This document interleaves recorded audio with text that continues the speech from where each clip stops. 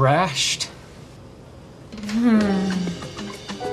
Life's better when you're prepared, especially on the flight deck. Find a Redbird near you and fly like you've been there before.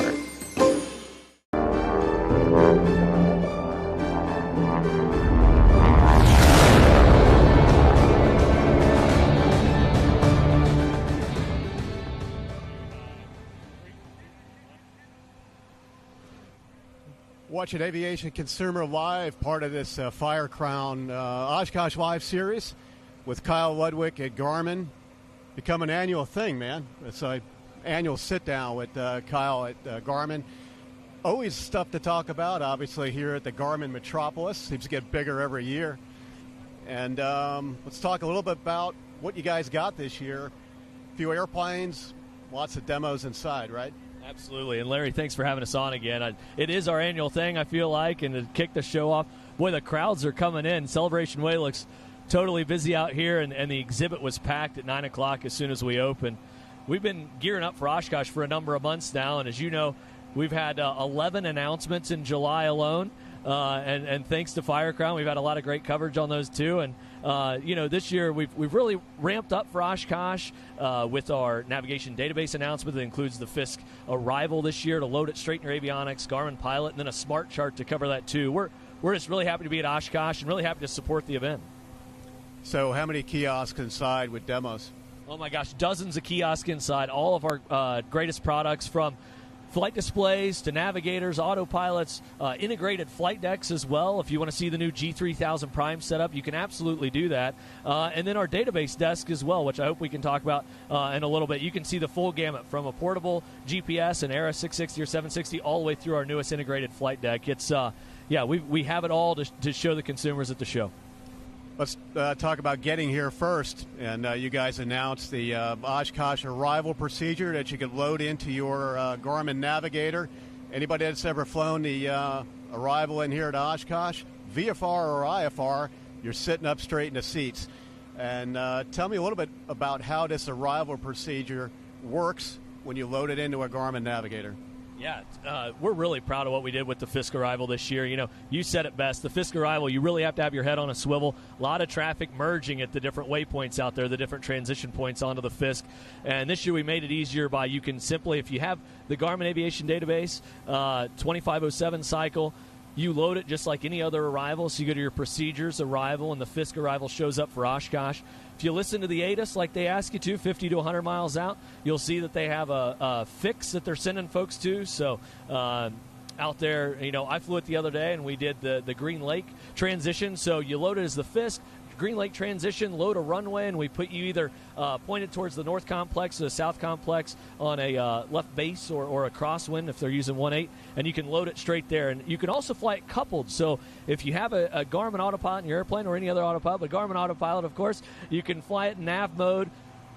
Use magenta needles, of course, but keep your head outside the airplane more instead of having to manage, what am I looking at on the ground? Do I have my needles centered up? Am I on altitude and speed? And look for traffic. We're trying to take one of those elements away, which is the navigation piece, because you can fly it coupled, and it should make the arrival safer. You can keep your eyes out for traffic, keep a closer eye on what's going on around you, and a more enjoyable experience coming into Oshkosh this year. Let's switch gears a little bit and talk about engine monitoring systems. You and I caught up yesterday and talked about it a little bit. And as I've said in the past, you know, when people ask me for advice on avionics upgrades over the years, and they say, where do I start? You've got a legacy panel that hasn't been touched in years. My standard response has always been, well, start at the audio panel and work your way down, because you got to have good audio. But in a world where we've got a market that's struggling when it comes to engines, engine prices, long delays at the shop, it's more important now to monitor the engine. And there's nothing new about engine monitors. They've been around for a long time, but Garmin's got a wide variety of engine monitors to choose from. What are the advantages of a Garmin EIS? That's a great question, Larry, and we have a wide-ranging set of solutions on the EIS side, right? We have GI 275 EIS if you're just looking to replace a 3 1/8 inch instrument. Maybe you take out a 3 1/8 inch RPM gauge attack, and you throw in REIS with the sensors, and now you have a device that logs all the data for that engine as well. We look at an engine as an investment. You said it best. Engines are expensive. They're very expensive, and I can say as an owner of a Mooney with a newer IO360, 200-horse angle valve IO360, that was a big price of not only the overhaul but the installation, and I wanted to protect it, so having an engine monitor, or we call it an EIS, is great. You log that data in the back end, and you can load it up to flygarmin.com to analyze that data after your flight to send to your mechanic, be it your local mechanic, your IA, your A&P, or now our integrations.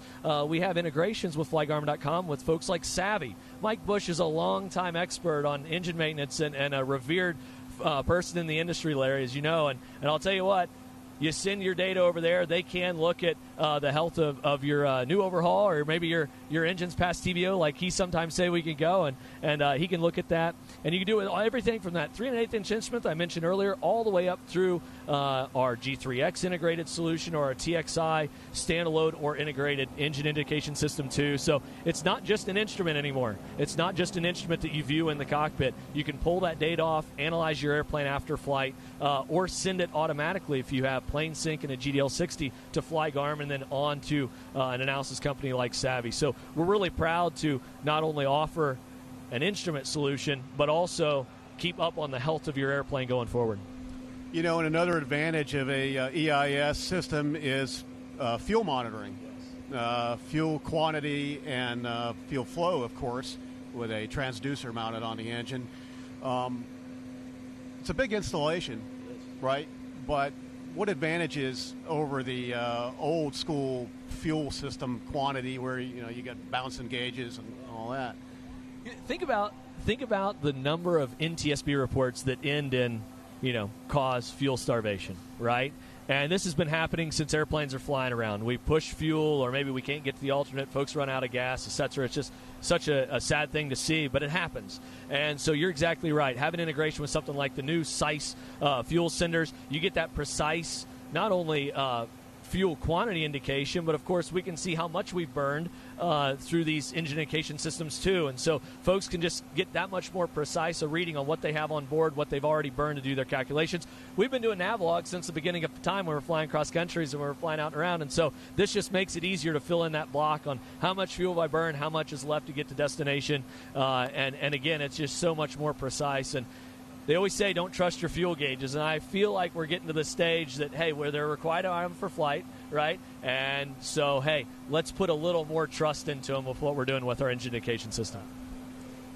Big announcement a couple months ago with our Garmin Smart Charts, and it's a project that you've been working on for years. You've been involved for several years. Let's talk about it. We've been using these old style charts for years. And what Smart Charts, it's a whole different game, isn't it? It's funny. We've been looking at the same approach plates really since the 30s and 40s, right? World War II sparked a lot of instrument flying off, came into the U.S. in the 50s recreationally, and with the airlines kind of booming after the war. It was a huge team effort, years and years and years of effort by teams all across this company. It takes a navigation database team. It takes a design team. It takes a ton of pilots and engineers and just project management folks, just working with so many great people that maybe have never even worked together before. And I think that was the beauty of what our management team was able to bring together, is pull all these folks together. And a couple folks on the team did a really wonderful job, a masterful job of pulling them together, Larry. And going to the product, I think it's really cool now that what is a chart, right? We used to think of it as a paper chart. We pulled those in a rasterized format into the iPad, the advent of the iPad, the mobile devices, and now you can have a chart that is really data overlaid on a map that's really for your flight. You're building an RV-12. I'm flying a Mooney. We may fly Category A or B. But let's say we're flying a Bonanza where we may switch between B and C. Going into a busy airport, they tell you keep your speed up. Now we only see one set of minima. We don't have to look at that chart at the bottom and see A, B, C, D, what is broken, what is out, or lights on or off, etc. We plug all that in, per se, and you get a chart that has one set of minima for your approach type. It has one set of minima that maybe we added some height because there's tall ships in the harbor in Boston. We talked about that a couple times ago. We chatted. It gives you that one piece of information, that one route. There's not all those transitions, and it's just a much cleaner way to fly those procedures and keep your essay up. And we're very proud to bring those to not only approach plates we talked about, but airport diagrams, SIDS and stars. We really revolutionized what pilots can look at there in the instrument industry. Man, we go through these NTSB rec reports in Aviation Consumer. Been doing it for years, and we do it every month in the Used Aircraft Guide. And, you read some of these reports, and you wonder how somebody can botch a missed approach, fall short. I have to wonder if somebody doesn't fly a lot of IFR, maybe they haven't flown in a few months, get into the airplane, and they fly an approach, and maybe it's not what they expected. Now they're switching approaches on the fly. You think smart charts can help? As a flight instructor, we can argue this either way, right? Folks are usually good with what they know. Traditional charts have been around for, like we talked about, 90 years, right? And so it's hard to argue that. But what I would argue, the reason smart charts makes it easier, no longer are we perusing all of these notes that you may miss that are all over the chart. They're not always a standardized location. No longer do we have to look at all of these different sets of minima. What minimum am I going to today because of this equipment outage, either on board or outside the airplane? It gives you the information that you need when you need it in a very succinct way. And so in my opinion, that is why it makes it safer. We give you the briefing tab. When you're briefing, you see the brief tab. You see the details tab if you want to see everything. If you're tuning frequencies, you no longer have to look around to say, hey, or a great one is, well, am I using a local AWAS to set an altimeter, or am I using maybe an airport close by because it's not a 24-hour tower, for instance? And so now I'm not looking around for all these frequencies. You see the ones that you need when you need it. And in my opinion, that's how we're going to make instrument flying safer going forward. Yeah. Let's switch to experimentals. Okay. And, we're getting ready to fly this Vans RV-12, and we ended up with a Garmin G3X Touch. But, for somebody building an airplane and they're not sure what they want for avionics, they're not sure how they want to equip the panel, what advice do you have for somebody starting fresh slate? And it's different from equipping some of these existing airplanes. Where do you start? Yeah, that's a great question. And I think the avionics come later in the build process for most folks, too, if you really think about it. Well, not really. They shouldn't, but I think a lot of people should be thinking about, yes, what avionics you're going to do, even if you're a few years out, because there's stuff you're laying in the airframe along the way. So I agree. What logic should you bring to the table when you're planning a panel? That's a great question. I think, we have so many different solutions in an industry for what avionics could go in your panel. And at Garmin, we have so many solutions. I really think it boils down to what kind of flying are you doing? Are you flying IFR or VFR? Are you flying a lot of higher IFR? How much panel real estate do you have, right? The RV-12 actually has a nice, generous panel. You could put a couple 10-inch displays in and a navigator in the center and still have room for a mode controller, for the autopilot, etc. But let's say you're in a more concise panel. Hey, a couple G5s, a GMC 507 mode controller for the GFC 500X autopilot. Looking at what fits in the panel and what capabilities do you want. Things like, do you want VNAV in the airplane? So does that mean you need a GTN series navigator because you want fully coupled VNAV with the autopilot? Do you want ADS-B weather in, or maybe you want Sirius XM as well? The advent of Starlink is coming. So, hey, what does that mean? Now where do I put my iPad to maybe view internet-based services? So all of that kind of comes into play when we look at the panel. And then, panel real estate's a big one. A lot of folks come in the exhibit. We have these cool panel planners this year, Larry, in the exhibit. They've got magnetized instruments, and you can throw our solutions around on a panel and see what it may look like. The panel cutouts are for bonanzas, but you could use it for experimental, too, and size it down. And I think the big thing is, another question we get asked a lot, should I do a panel-mounted audio panel, a panel-mounted radio, or should I do a remote mount, right? Maybe a remote mount transponder to take away that piece out of the panel, put it maybe into the tail of the airplane or back behind the baggage compartment, for instance, behind that panel, and then run those pieces through a G3X Touch flight display, through a GTN XI Series navigator. Those are all a lot of questions we get asked, and tools that you have in your toolbox to save real estate, to maybe make that panel cleaner, and integrate a lot of the solutions through a single box, right, like a G3X or a GTN navigator. So those are just some of the things that I would be thinking about if I was building an airplane. And like you said, early in the game, we got to build a harness. You're going to have autopilot servos out in the wings, back in the tail, maybe a magnetometer back in the wing, back in the tail. You just a lot of considerations here when we're building the airplane. And so, it's not just all about capabilities, too. It is also about the build. As you know, you just went through it. So switch gears to big airplane stuff. 2 years ago, or maybe a year ago, Garmin announced G3000 Prime. And it's an update to the integrated G3000 for the turbine market. And now you've introduced G5000 Prime? We have at the What's that Paris all Air about? Show. Yeah, great question. So we announced G3000 Prime, or our Prime series now of integrated flight decks, back just after Oshkosh last year. And we're very proud to announce it on some very cool airplanes. PC-12 Pro came out. And most recent announcement for that was G5000 Prime on the D328 Eco. So a Part 25 airplane. People may remember the Dornier 328 from years past. Very prolific turboprop regional airliner and then jet airliner back in the late 90s, early 2000s. It's being reincarnated in Europe through Deutsche Aircraft, and so they're going to feature the G5000 Prime integrated flight deck, which, Larry, it's all touchscreen. You have not only touchscreen flight displays, but touchscreen secondary display units, or SDUs, instead of old key-driven FMS units down below. And it's an incredibly powerful system. If you're at the show, you're watching the segment, you're at the show, you can come see G3000 Prime in our exhibit. We'd love to have you touch it, feel it, see what it could be like potentially in a new airplane of whatever you're flying out there, maybe even the D328 Eco. But we're very proud to expand the Prime platform all the way up into the Part 25 market for sure.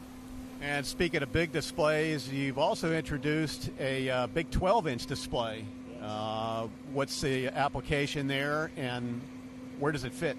Yeah, that's a great question, Larry. I think, people look at glass and they say, oh my gosh, can I put more glass in the airplane? Can I fit a bigger flight display in my panel? For a lot of these airplanes we're talking about now, even like a Cessna 185 like we have in our exhibit right now, or even a PC-12, King Airs, the CJ1 and CJ2 that were coming up, just came out with solutions for those airplanes. They have a lot of panel real estate. And so we're hopeful that our new 12.1-inch TXI display gives them more real estate to look at pertinent flight information, look at charts more clearly, not pan around on the charts as much, and just give them a clearer picture of the information that they need to fly the airplane because they have the panel real estate to do so. And the price point is such that, especially with those airplanes, for a couple $1,000s more, you can get that bigger flight display and see more information out of it. When you compare the 12.1-inch display with our 10.6-inch TXI display or our 7-inch display, it is a lot bigger, and I think it's going to show you that information more clearly as well.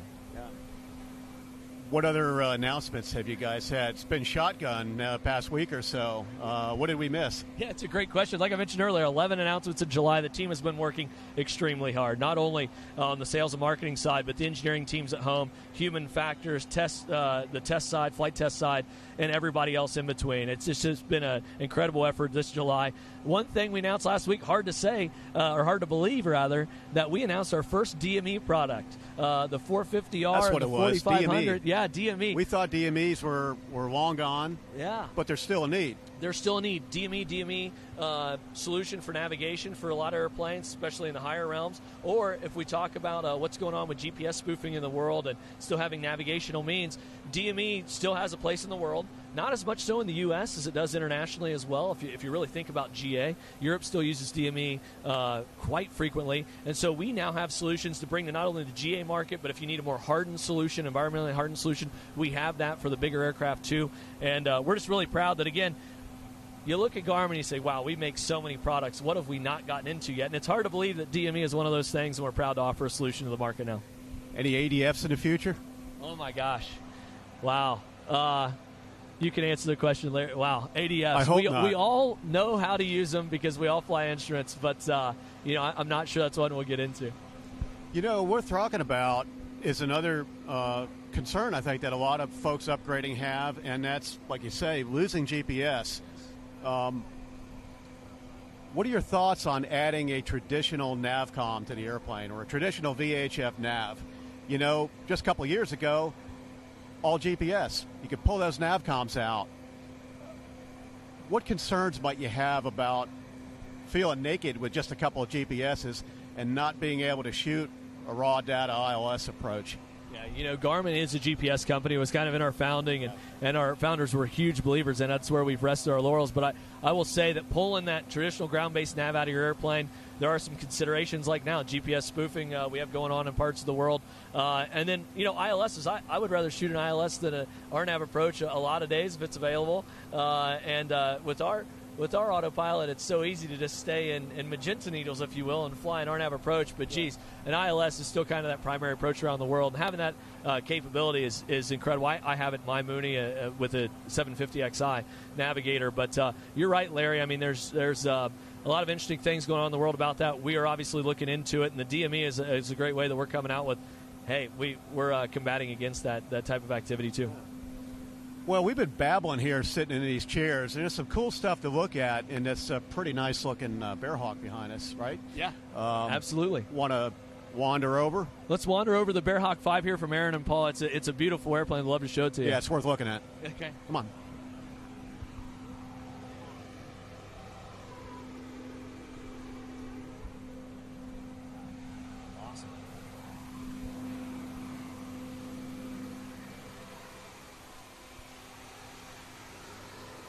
So this is Aaron and Paul's Bearhawk 5. Don't have the avionics powered on right now, but we can absolutely do that here with Flip the Master on and the avionics on there, and it'll power up.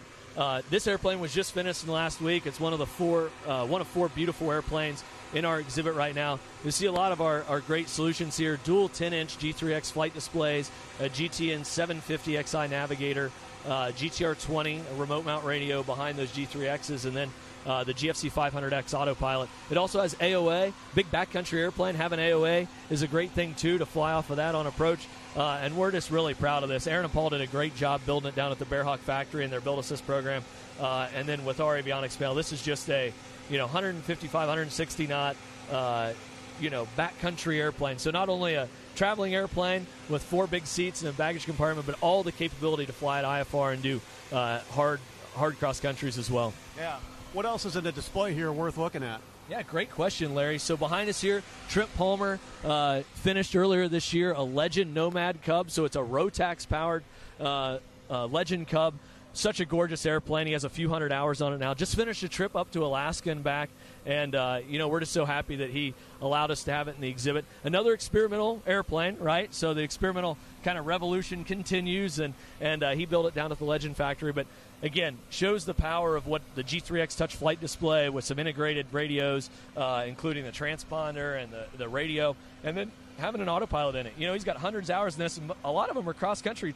He just flew from his home in northern Nevada all the way up to Alaska and then to Oshkosh. A lot of those hours are on the autopilot, and so you think of a big Cub or a Super Cub, why do you need an autopilot? Well, these airplanes are going cross-country now, and so it makes your life a lot easier and kind of takes some of the mental strain off of you, the physical strain too, flying the airplane. And then when you do want to land in the backcountry and go camping after a long couple-hour cross-country, you've got the capacity to do it. And so just a super cool airplane and very well equipped.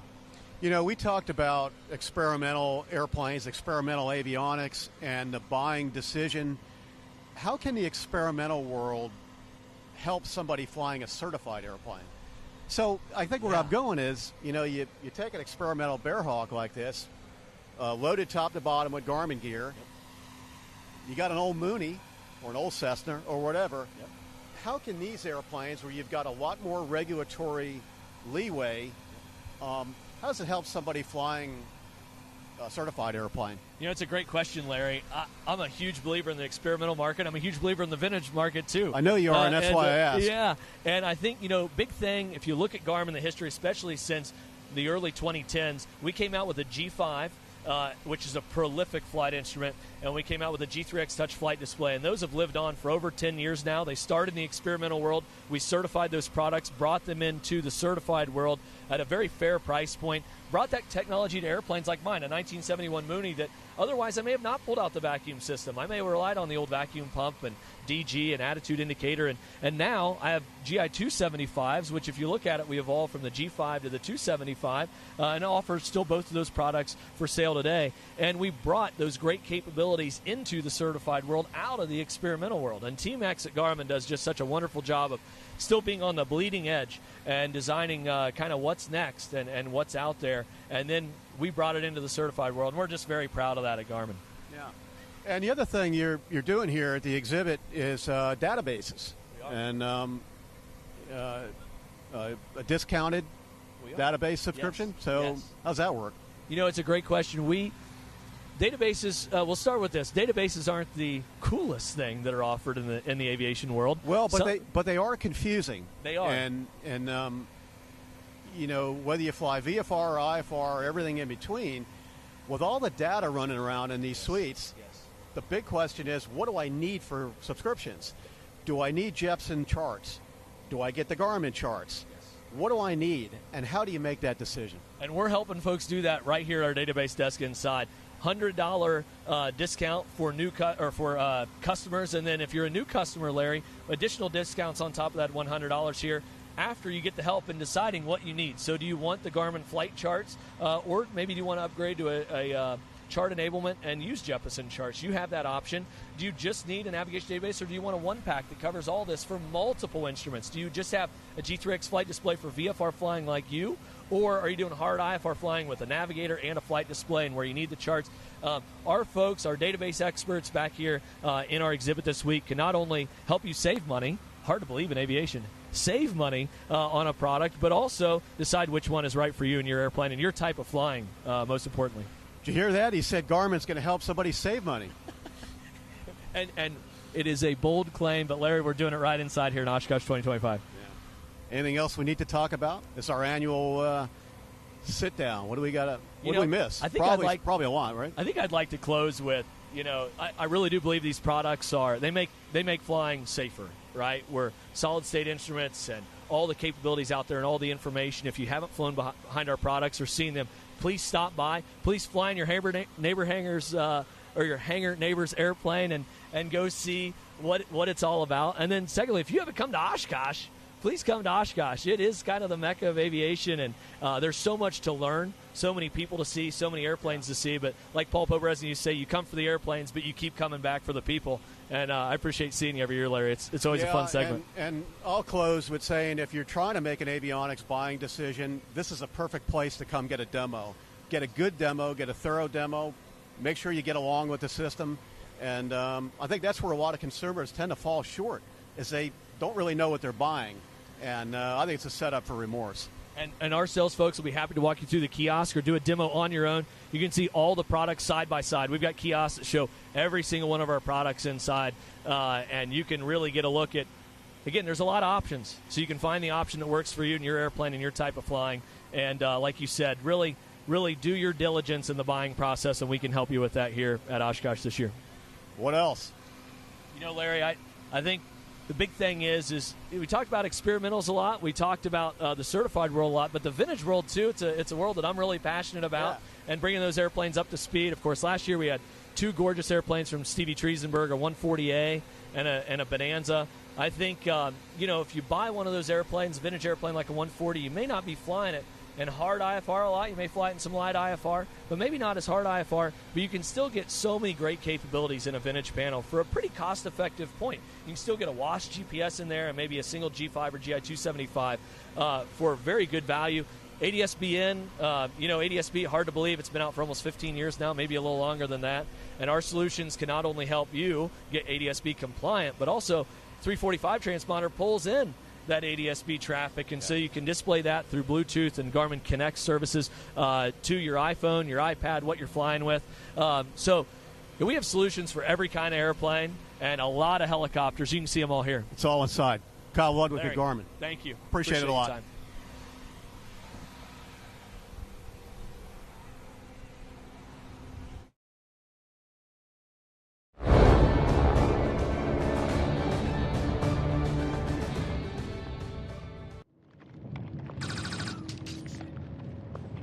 It's happening. Okay. It's happening. Let's go. It's happening. Let's go. Get the bag. Get the bag. Get. What? Life's better when you're prepared, especially on the flight deck. Find a red bird near you and fly like you've been there before. Next. So where do you see yourself in 5 years?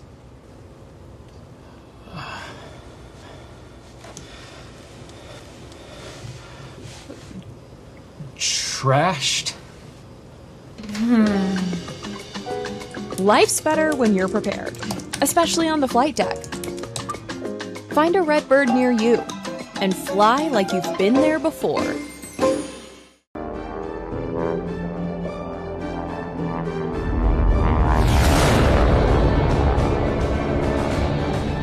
Welcome to the show, everybody. This is Ryan Ewing from Flying Magazine, and first up today, we're going to be talking to South Georgia Tech. So we'll go ahead to talk about them.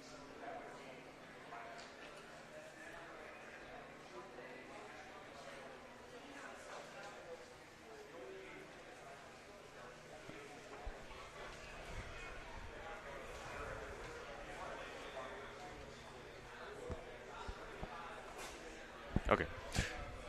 Just kidding.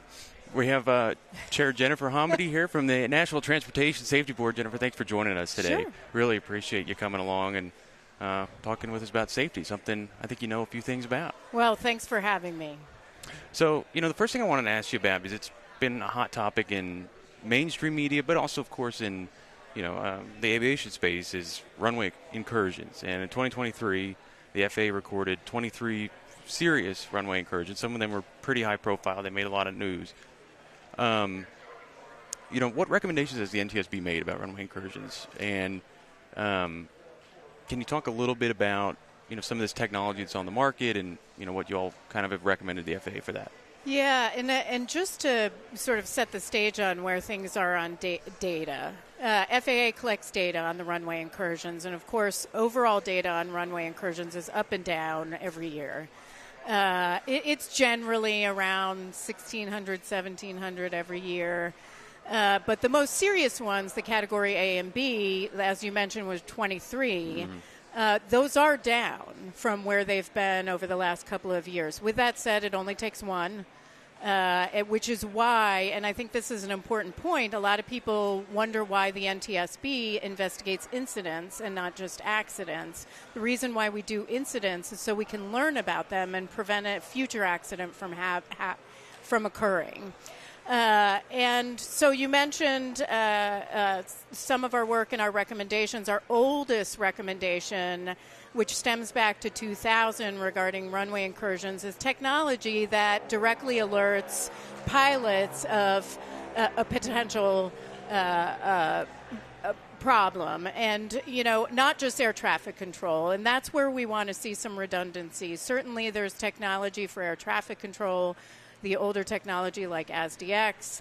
Some of the newer technology we have some concerns about. We're looking at this in a runway incursion in Nashville where the newer technology to ASDX does not actually alert air traffic control there's no oral alerting feature at all for air traffic control on that. So that's something we're really taking a look at in that investigation. But in order to provide redundancy, we believe that technology needs to be available to pilots in the cockpit. Got it. So correct me if I'm wrong, but the technology to sort of mitigate the risk of runway incursions, that's been on the NTSB's most wanted list, per se, for quite a while.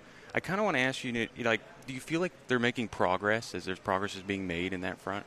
Well, I do think with development of the technology, one of those technologies I had just seen in the past couple of weeks, I'm going to see another one in August. So now we're having more and more competitors developing that technology, making it available. Previously, FAA had responded that it wasn't available. Now it is, and now we want them to act on it. Got it. So shifting a little bit to training, we have the industry as a whole, particularly on the Part 121 side. It's no secret there's a greener workforce entering the market. It's not a bad thing, but it's younger, it's newer, it's fresher. I want to talk to you about, because I know you mentioned in one congressional hearing at one point about sort of this death by PowerPoint or whatever you want to call it. But what do you guys feel, is the best way to kind of adopt training standards to this younger crowd? Yeah, so I think what we really have relied on in aviation is that death by PowerPoint. That's that computer-based training. Not everyone learns that way. Some people are hands-on, and what we really need to look at is the research out there with how people learn. And it differs by individual. What's the best way to teach? Right now we are engaging with air traffic control, and they're not remembering pretty significant trainings that they had a week ago or a month ago. That's a problem. Right. So, in order to have good training standards, we really need to look at how do people learn best, and then providing that training to the point of muscle memory.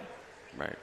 Do you think, I think during COVID there's been quite a bit of retirements of more senior workers. Do you think that at all kind of contributes to, a bit of incidents or safety occurrences would be the term, just because there's maybe the lack of long-standing knowledge. And so, do you all kind of see that in some data, or have you seen a spike coming out of COVID from that? Well, I think there's definitely a newer workforce, and I think that is true everywhere. It's true for the NTSB, and for us, that's looking at what is our training providing, how has our workforce changed? Do they have that historical knowledge that has been there with a lot of the more senior tenured individuals, and it has that historical knowledge passed on to them. So we are seeing that, and I think that's true in the aviation industry as well. And something we looked at in the Alaska 1282 door plug blowout was that newer workforce at Boeing and that need to do training, and to look at that as that does create some opportunities with a new workforce, but also create some challenges, and doing a really good safety risk assessment and including that, and figuring out where you need to go and make sure your workforce is up for the job. Gotcha. Got it. So shifting to, again, another hot topic, as we like to talk about here, pilot mental health in aviation.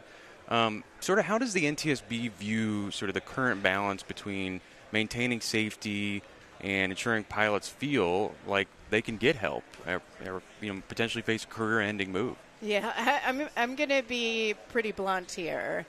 I think there needs to be a complete overhaul on FAA and how they view not just mental health and address mental health. I mean, mental health, healthcare is healthcare. Doesn't matter if it's mental health or if it's physical health.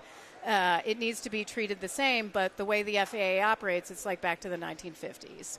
And, what we're seeing in mental health and how the FAA treats it, it's really a symptom of something bigger. They need a complete overhaul of how they deal with medicals in general.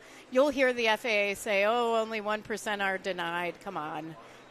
All of us have heard the stories, and what we don't want is a situation where a pilot feels like they have to lie to fly. Got it, yeah. So, kind of with the NTSB... Can I add something to that? I really find the one question on the application for medical just insult. It's unbelievable that you even ask. Has any time in your life have you ever experienced depression or anxiety? Right. Which one of us could say no to that? Come on. Right. Anyways, go ahead. No, you're good. Would the would the NTSB sort of support reforms to the FAA's sort of medical certification process that reduce these sort of stigmas in the industry? It sounds like the answer to that is yes. Absolutely. I mean, they formed an aviation rulemaking committee which came out with 40-something recommendations, or great recommendations. What I don't want to see is another report out there and then shelved. Yeah. They need to take action. Do you think they're moving quick enough? No, they are not. What we're not talking about here is, people just generally jump to things like German wings and think, the worst of the worst. Most people, they have regular struggles. You're going through a divorce. You're, somebody's sick in your family. And, of course, you need to be able to seek health care and mental health care. And people tend to point at the larger airlines, which have some peer programs. But sometimes you need professional help, and those peer programs are not really available for GA pilots. So there needs to be a real shift. Do you, sort of my last point on this, but do you think Congress needs to step in and take some action on this, too, to push that ball forward, or do you think it needs to be exclusively regulatory? I don't think we're going to get anywhere where it's regulatory. I think people are going to sit on it. It's going to take 7, 8, 10 years. I'll be collecting Social Security by the time we're going to see action. I think Congress does need to take action, and there are a lot of folks in Congress. I mean, you look at Sam Graves, who's a pilot, who's head of Transportation Infrastructure Committee, and he's done a lot for medical reform, and, I think more can be done. Yeah.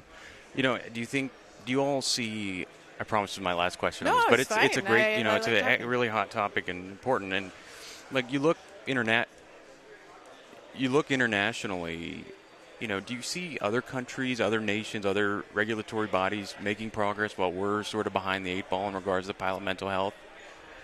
Not really. I think in some countries it's even worse. And so, we do have to look at it more broadly, but I think the United States is a leader on safety. There's no reason we can't be a leader here, and we should. Got it.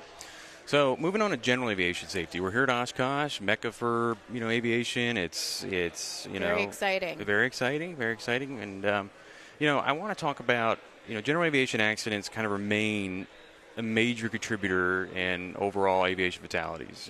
I think in 2023 there was 1,200 accidents reported and 300 fatalities. I mean, that's still a pretty big number. So what are the trends or causes the NTSB continues to observe in this general aviation space for deadly accidents?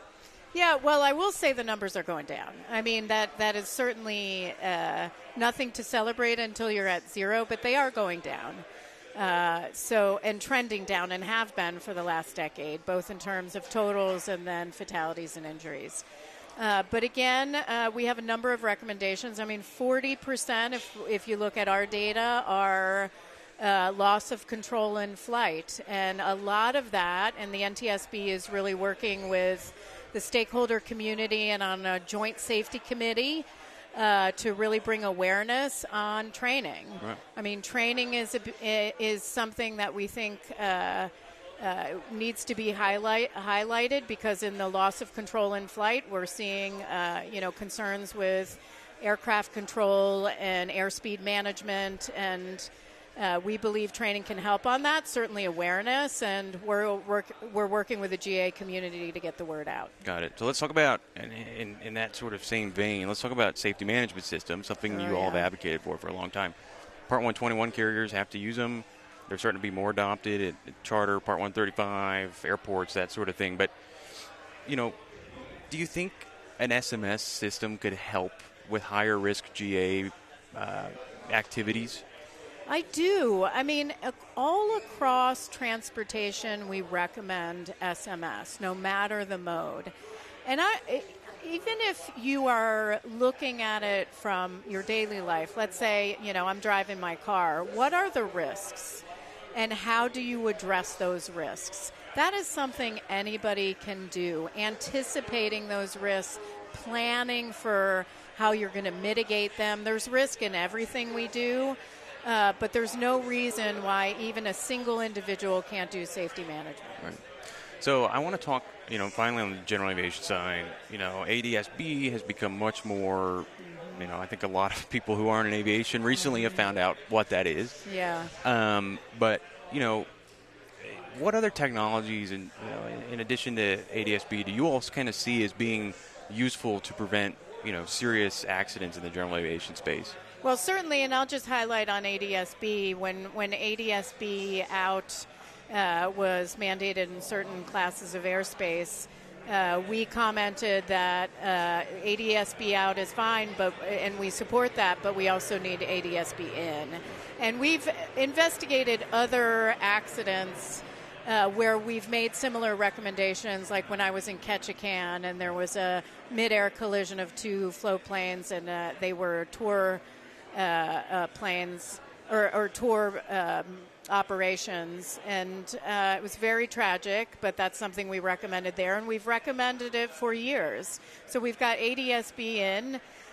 We've recommended, like I mentioned, the direct pilot alerting for runway incursions. We've recommended something along the lines of ASDX, and of course we're not seeing that same performance of the newer technologies that are going into air traffic control towers around the U.S. And would like to see that upgraded. But we have recommended so much on technology, collision avoidance. We're going to talk about at our hearing, which is coming up next week, actually, on the DCA mid-air collision. Yeah.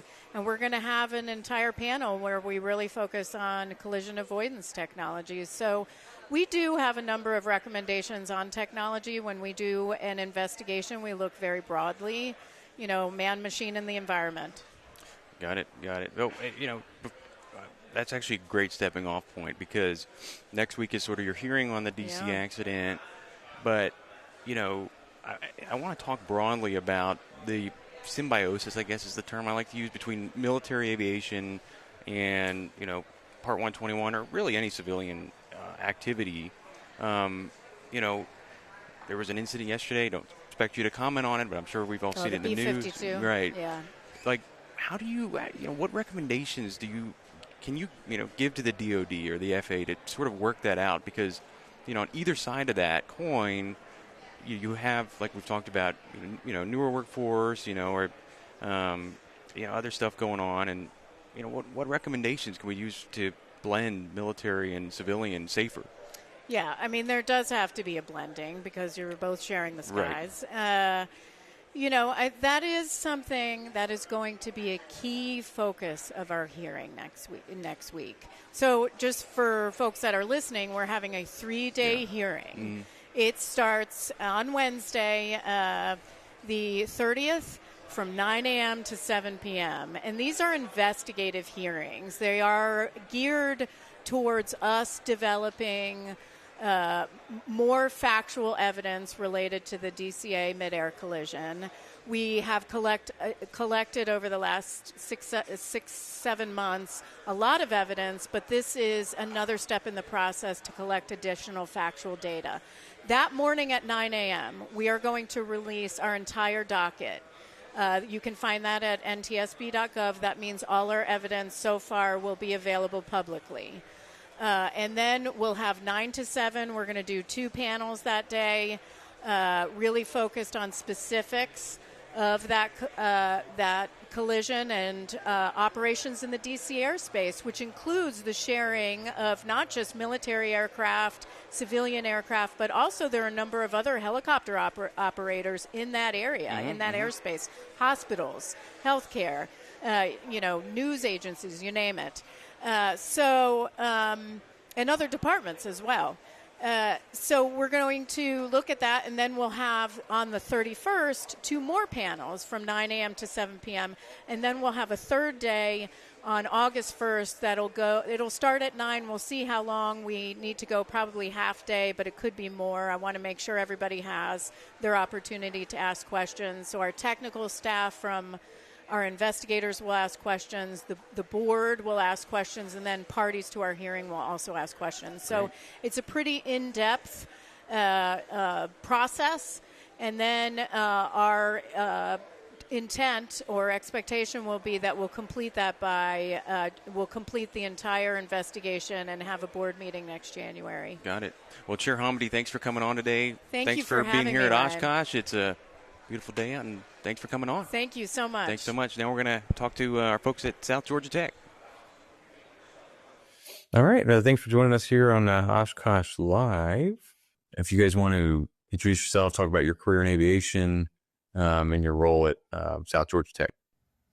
I'm John Watford, president of South Georgia Technical College. I've worked here for 35 years. I've been president for 9. I'm not an aviation person per se. I was a former computer programming instructor here at the college, but aviation is at the heart of everything this college is about. All of our streets are named after something related to aviation. Our NJCAA teams are the Jets and the Lady Jets. Our printed schedule is called the flight plan, and it's an integral part of what this college is. So I'm privileged and thrilled to be part of South Georgia Tech's aviation legacy. Victoria Heron, aviation maintenance instructor here at South Georgia Tech. I teach the airframe portion, and I have taught the general portion as well. I've been in South Georgia Tech for 16 years as of July the 9th, and I'm very proud to be here and be a part of this. And I'm a graduate of South Georgia Tech. Whenever I graduated, I worked for industry for 8 years, and then I've been here for the last 16 years. I'm Andrew Daniel. I'm a current employee at Delta Tech Ops in their engine shop. I went to South Georgia Technical College and graduated in 2024 and started at Delta right away in October of 24. I guess I kind of want to start this line of questions with, can you guys talk a little bit about the key components of your aircraft maintenance program, the curriculum, and how does it balance sort of theoretical instruction with hands-on training? So the aviation maintenance program at South Georgia Tech, we're a 2-year program. The students go through, we have it broken down into 3 sections. Your general airframe and power plant. You're with the general portion is 6 months. And then you have a section of airframe that's 9 months. And then you have another section of power plant that is 9 months long. Once the students have gone through the general and the airframe, they're eligible to get their airframe certificate and then move forward with their written and oral and practical. So potentially by the time, before they even start their power plant classes, they could have their airframe certificate. Got it. Cool. So talk to me a little bit, how does the program sort of specifically prepare students for success on the A&P exam? And what is sort of your success rate if you just got it ballpark? With the students who complete the program, it's 100% job placement. There's no, that our students have no problem with job placement because we have a good relationship with industry and our students are prepared for the workforce once they're finished because we have the FAA, the minimums that we are required to go by, but at South Georgia Tech, we do more than the minimums. Instead of just the basic, we go beyond. For instance, the overhaul for recip, the FAA only requires a cylinder removal and replacement. We actually go through a complete engine overhaul where they tear it down, like all the internal parts to build it back up and run the engine. Got it. Well, can you kind of describe, the facilities and if any specific aircraft or equipment students get to work on during their training? I'll fill that one if it's okay, Victoria. Yeah. We have one of the larger aviation facilities in the system. We are located here in South Georgia, but we are adjacent to the Jimmy Carter Regional Airport. Actually have access to that runway. But our aviation building is over 25,000 square feet, 6 labs, I believe, and classrooms. We also teach avionics and aircraft structural in that building as well. So we have equipment. We have planes that date back to World War II, as well as modern planes. We have a Gulfstream G2. We have a Learjet, Air King, and a couple of Huey helicopters, and then a more modern, is it a Bell helicopter that we have, Victoria? Yes. So the lab and the facilities are well equipped. We've been aviation's been taught on this property since 1917. We were Army Air Corps training base in World Wars I and II. So equipment has been acquired over many years, and so we have a lot of equipment available to students to work on. Great. So what type of sort of industry partnerships or co-op opportunities does South Georgia Tech offer for students? Well, the students in aviation, we have a partnership with Delta, and Delta, of course, is in Atlanta, about a little over 2-hour drive, maybe 2.5-hour drive from Americus. But we have on-campus housing. So not anybody in the state, anybody in the country can come and live here and learn and work on their A&P. But Delta is a very good partner. They hire our graduates. They keep our instructors informed on the latest technologies and procedures for of course, for what they're doing. We also have a partnership with Delta in our electronics program because they hire bench technicians from our electronics program. But we have partners with Gulf. We're partners with Gulfstream. Gulfstream hires our graduates. Gulfstream is in Savannah, which is about 3 hours away, and several smaller airports and manufacturers in Georgia as well. So we're Standard Aero in over in East Georgia is one of our partners that hire a lot of our graduates. Got it. So I guess beyond the technical training, what support services are available to students, to ensure their overall success, from academic assistance to career services? We have a full complement of opportunities for students. Aviation maintenance is a rigorous program. And as Ms. Herron said, the success rate of our graduates is 100%. They will get employed when they graduate. The process may take a couple of shots, a couple of tries in some courses. We have tutoring available. Our instructors, our classes are small enough, and our student to teacher ratio is small enough that the instructors work closely with the students. So if there's a math deficiency or some area where the student needs help, the instructor can help them one-on-one, or they can refer them to a tutor. We have tutors available, tutoring labs, a lot of opportunities for students to get that type of help. We also have a financial aid office. Our tuition is $107 per credit hour. And Georgia residents, of course, can come on the Hope Grant, and we offer the Pell Grant as well. Since the tuition and fees are so affordable, we do not offer student loans. We don't want our students to graduate with enormous debt. So we work with them very closely to try to make sure that when they get that great job with a great company working in the airline industry, that they're not saddled with debt when they graduate. And we also offer free books. We don't charge. We don't have a bookstore. We have a bookstore, but we don't have where the student has to go buy their books. The college owns the books. We pass them out at the beginning of the semester, take them back up at the end. So that cost is eliminated for the student as well. Gotcha. Great. So kind of tell me a little bit about the primary mission requirements for the aircraft maintenance program. Well, we do not, at South Georgia Tech, we don't have an entrance exam per se, but so the requirement is, before they can get their certificate, they have to be of 18 years of age and, have gone through a 147 score, have had the training in order to get the sign off. But as far as coming into the program, we really don't have like an entrance exam for that. It's open admission. So when you come and apply, you can get in the program. Got it. So I guess my last question for y'all here is, what sets South Georgia Tech apart from other similar programs around the country, and what is your kind of overarching mission?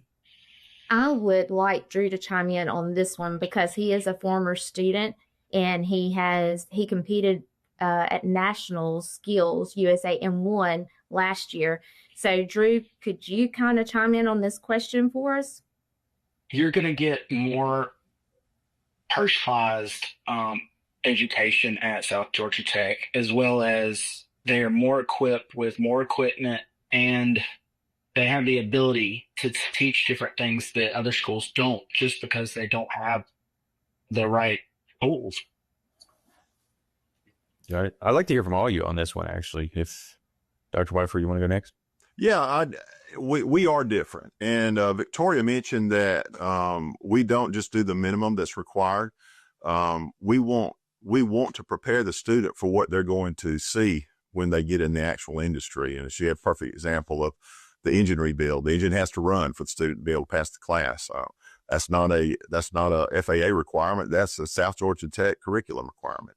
And there are many other opportunities like that the student has to be excellent. The fact that we have on-campus housing, the fact that we are have such a history with aviation at this campus. Victoria is one of 5 full-time instructors we have in the A&P part, and at least 3 of those instructors came to South Georgia Tech. The neat thing is that they were taught by instructors who were taught by instructors, and we can go back 5 generations of instructors back to the 1940s. That culture has persisted. South Georgia Tech embraces occupational education. We are considered a 2-year technical college, or we are a 2-year technical college, but we are not our mission is not transfer. Our mission is workforce education. We are training students to go to work in the industry. So we don't get sidetracked with superfluous things. And it allows our instructors and our students to stay focused on that goal of getting all the skills they need to be able to go work in the airline industry. And I know that our aviation program, the instruction is spot on, and the student's not just a number. We actually care, because that's the best advertisement for our program is the quality student that we put out there. The companies, once they hire our students, they invest in them, and they're just like, where did you come? What school did you go to? It was just the quality of student that comes out of South Georgia Tech is free advertisement for us. And, and we really embrace making sure that our students are ready for the workforce once they leave. All right, Drew, why don't you talk a little bit about your transition from South Georgia Tech to Delta, and, how that played out? So after South Georgia Tech, I had a graduation, as well as went to the program for my license. So I had to go to the after school. Well, I had to go to a certified DME for the testing so that I could get my licenses. At that point, I was able to apply to Delta, which only became possible through my involvement with Skills USA. And then I was basically ushered through the doors that just opened for me. With the connections that I made and the hands that I was able to shake because of that Skills USA. So that got me into Delta way easier than any other way could have. All right. Thanks to South Georgia Tech for chatting with us today. That was a really good discussion. Thanks to MTSU for sponsoring AirlineGeeks.com. And great time to be here in Oshkosh.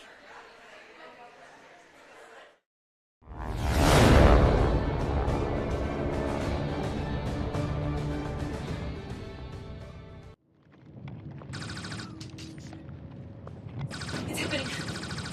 Okay. It's happening. Let's go. It's happening. Let's go. Get the bag. Get the bag. Yeah. What? Life's better when you're prepared, especially on the flight deck.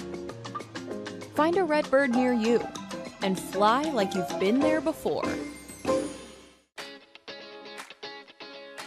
I help people.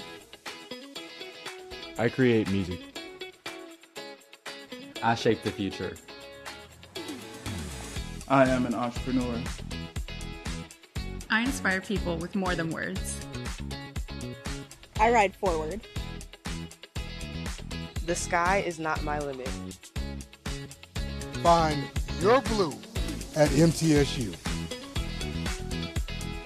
Next. So where do you see yourself in 5 years?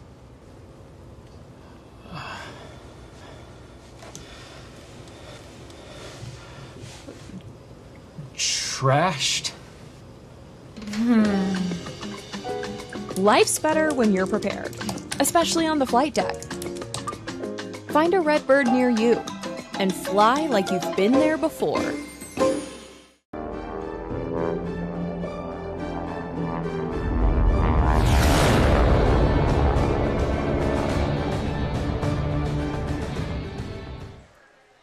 This is Oshkosh Live, powered by Redbird Flight. We are entering hour 3 of our extravaganza here from the world's largest aviation celebration. And a new face from the Fire Crown Aviation Group joining us for this block. Please welcome Kayla McLeod, editor of Plane and Pilot. A very polite but not too loud round of applause for you. Thank you, Sean. What's up, Kayla? Oh, man, what a great day to be starting Oshkosh 2025. It's just an amazing time already. Well, I think I could spend the next 45 minutes talking about Kayla only for two things that I learned today. Number one, she drove 22 hours from Montana to be here, and she's camping amongst the people. So where to start unpacking that? Montana's home for you. Yes, Montana is now home. I moved there in May. I'm originally from Georgia, so quite the change, but it's been wonderful. And so how did that road trip go? Oh, it was awesome. Oh, my gosh. I was the passenger VIP princess sitting over there in that passenger seat in that truck. That was awesome. And the vibe, obviously it's very early on. What's the vibe in the camping area like? Oh, man, the vibe and just the overall ambiance in Camp Schiller is absolutely incredible. It is my favorite place to be, hands down. I've done the hotels. I've done the Airbnbs. I've done all of that. And by far, having your own camper, either driving it yourself or getting one from Outdoorsy or RV Share, if you want to fly in, it's the way to go. The ambiance is incredible. There's all these crazy cool vehicles in the campground whizzing by. Yeah. It's just so fun. You never know who you're going to meet. I saw coming in on the campgrounds, like one dude, they were working out. They were out for their morning run. Another group was making a very beautiful bacon and egg breakfast. It's clear that this group of people know what they're doing. They come in and they're not really giving up their day-to-day schedule to do a part of it. They're doing everything they do at home just on the road. Correct. I just did the same thing. I had my same blueberry waffles. My blueberries, my protein drink that I have every day right here in the campground at Oshkosh, a long ways from home. Awesome. Well, as a Georgia native, that's a great segue to bring on our next guest. Maybe you want to tell us who our happy viewers at home are going to be meeting right about now. Absolutely. So we're going to be talking to Kevin Sasser of Peach State Aerodrome. He is the owner, the visionary of this beautiful grass strip just 45 minutes south of Atlanta. It's where I learned to fly. I love this place. It's one of my favorite places on earth. So yeah, let's jump into it. Welcome. Thanks for joining Oshkosh Live. Thank you. So maybe a boilerplate for all the people who maybe don't know about the Peach State Aerodrome. Maybe tell a little bit about what the project, kind of the scale and scope of the project. So Peach State's a 3,000 square foot grass, 3,000 foot grass runway south of Atlanta, GA2 on the identifier. It's comprised of a commercial side and a residential side. There's 31 home lots that are being developed, and then we're developing the commercial side with both rental hangars and then hangar homes, which is the really big deal that everybody's excited about and talking about. We have a restaurant, a grill. We do concerts on the weekends there. Mechanic shop, gas available. And kind of our theme, big pictures, live, play, fly. Yeah. It's just kind of a little community south of Atlanta that we just love to play with. Did you trademark Hangarminium yet? I have not seen that phrase until I learned about your project, but I would go ahead and get a TM on that lickety-split. I think they're ahead. Some people are ahead of me out maybe in California and Dallas area on all these Hangarminiums. But probably not on the outskirts of Atlanta, right? Oh, no. We kind of have the exclusive to Atlanta for the Hangarminium concept. So we'll say we've got it patented in Georgia. Very cool. Very cool. So I think the other really cool thing about Peach State is the youth aviation program there, the Ron Alexander Youth Aviation Program. Do you want to go into that just a little bit, Kevin? So about 11 or 12 years ago, Ron Alexander, who we bought the airport from his estate, tragically due to his accident, and he had started with another gentleman the Ron Alexander Youth Aviation Program. It's comprised of classes and training for kids from like 14 to 19, I think, years old. They attend a workshop session set up inside of a hangar. They learn to work on airplanes. They do metal work, fabric work, engine work, and in exchange for that, every 10 hours of shop time that they get an hour of flying. And over that 10-year period, we have created 35 pilots now, 5 A&Ps, and a plethora of people that have gone on to do aviation-related things. So, yeah, it's kind of a cool program. Right now we have 50 kids in it. They meet Wednesdays and Saturdays. We're always looking for donations, Ron Alexander Youth Aviation Program, because that's what keeps it going is strictly donations. Yeah. So pretty cool. So this was your stomping grounds, huh? This area is where you – so tell us a little bit about – it's kind of crazy that that's where it started, and here we are all these years later talking to someone down the block. So, absolutely. So I do not come from an aviation or a flying family. Literally one day I just decided, hey, I looked up in the sky, saw what I now know to be a Cessna 172, and I'm like, wow, that would be cool to learn how to fly an airplane. That next weekend, I was out at a Young Eagles rally at Peach State Aerodrome, and, I went up, fell in love with it, and I was just head over heels. But the thing about aviation, like we all know, it's pretty expensive to get into it, especially at 16 years old. There's only so much grass I can cut, right? So basically, I was just like, gosh, how can I afford this? I was talking to the CFI that took me up, and he's like, oh, well, you go get a loan. And I was brought up on Dave Ramsey and not going into debt and all that good stuff, so that was just not an option. So anyway, lo and behold, my dad and I just kind of were walking around the airport after the flight, and there was this cute little yellow airplane sitting out on a hangar pad, and I went over to it, and in this hangar behind this J3 Cub were kids, working teenagers. And a gentleman brought my dad and I into the hangar and said, hey, this is, at the time it was called the Candler Field Museum Youth Aviation Program. This is what we do. Come join us. And that next week I signed up, and the next month I was at my very first Oshkosh 10 years ago. So this is my 10th anniversary. That's and awesome. It's been incredible. Ron Alexander was the one who taught me how to fly. And I owe so much to him, to the program, to Peach State. That is my home. Very passionate about it. So. Yeah, but it's so cool to hear that. Her story echoes of what you were just talking about. Oh, like yeah.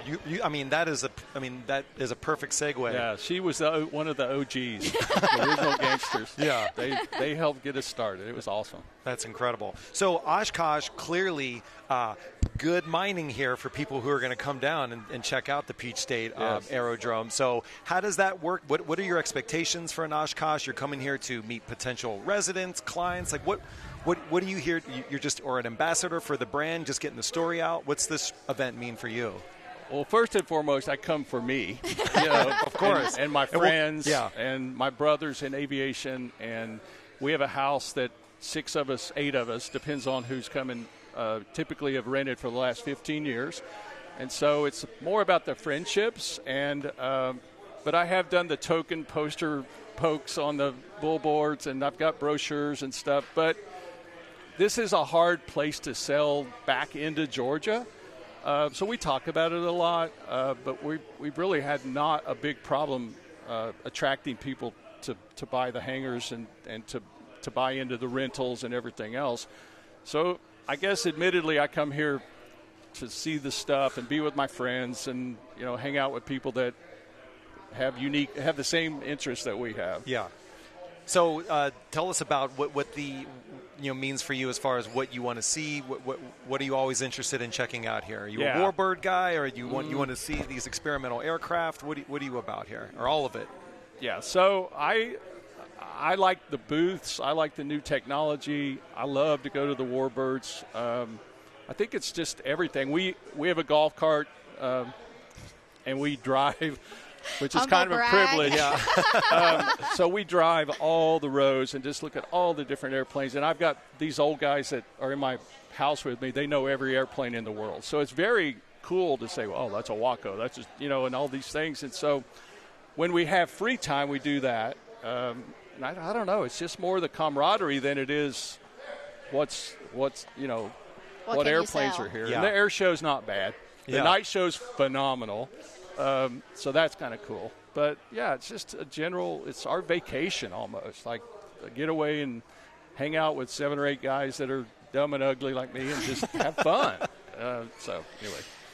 Well, there's a lot of people here that want to fly down to Peach State. It's gotten a lot of traction online, on social media. A lot of influencers are flying down and checking out the Strip. Right. So if someone wants to, maybe they're going back home to Florida or maybe Tennessee, and they want to go grab a $100 hamburger, what do they need to know about flying into Peach State from Mr. Peach State himself?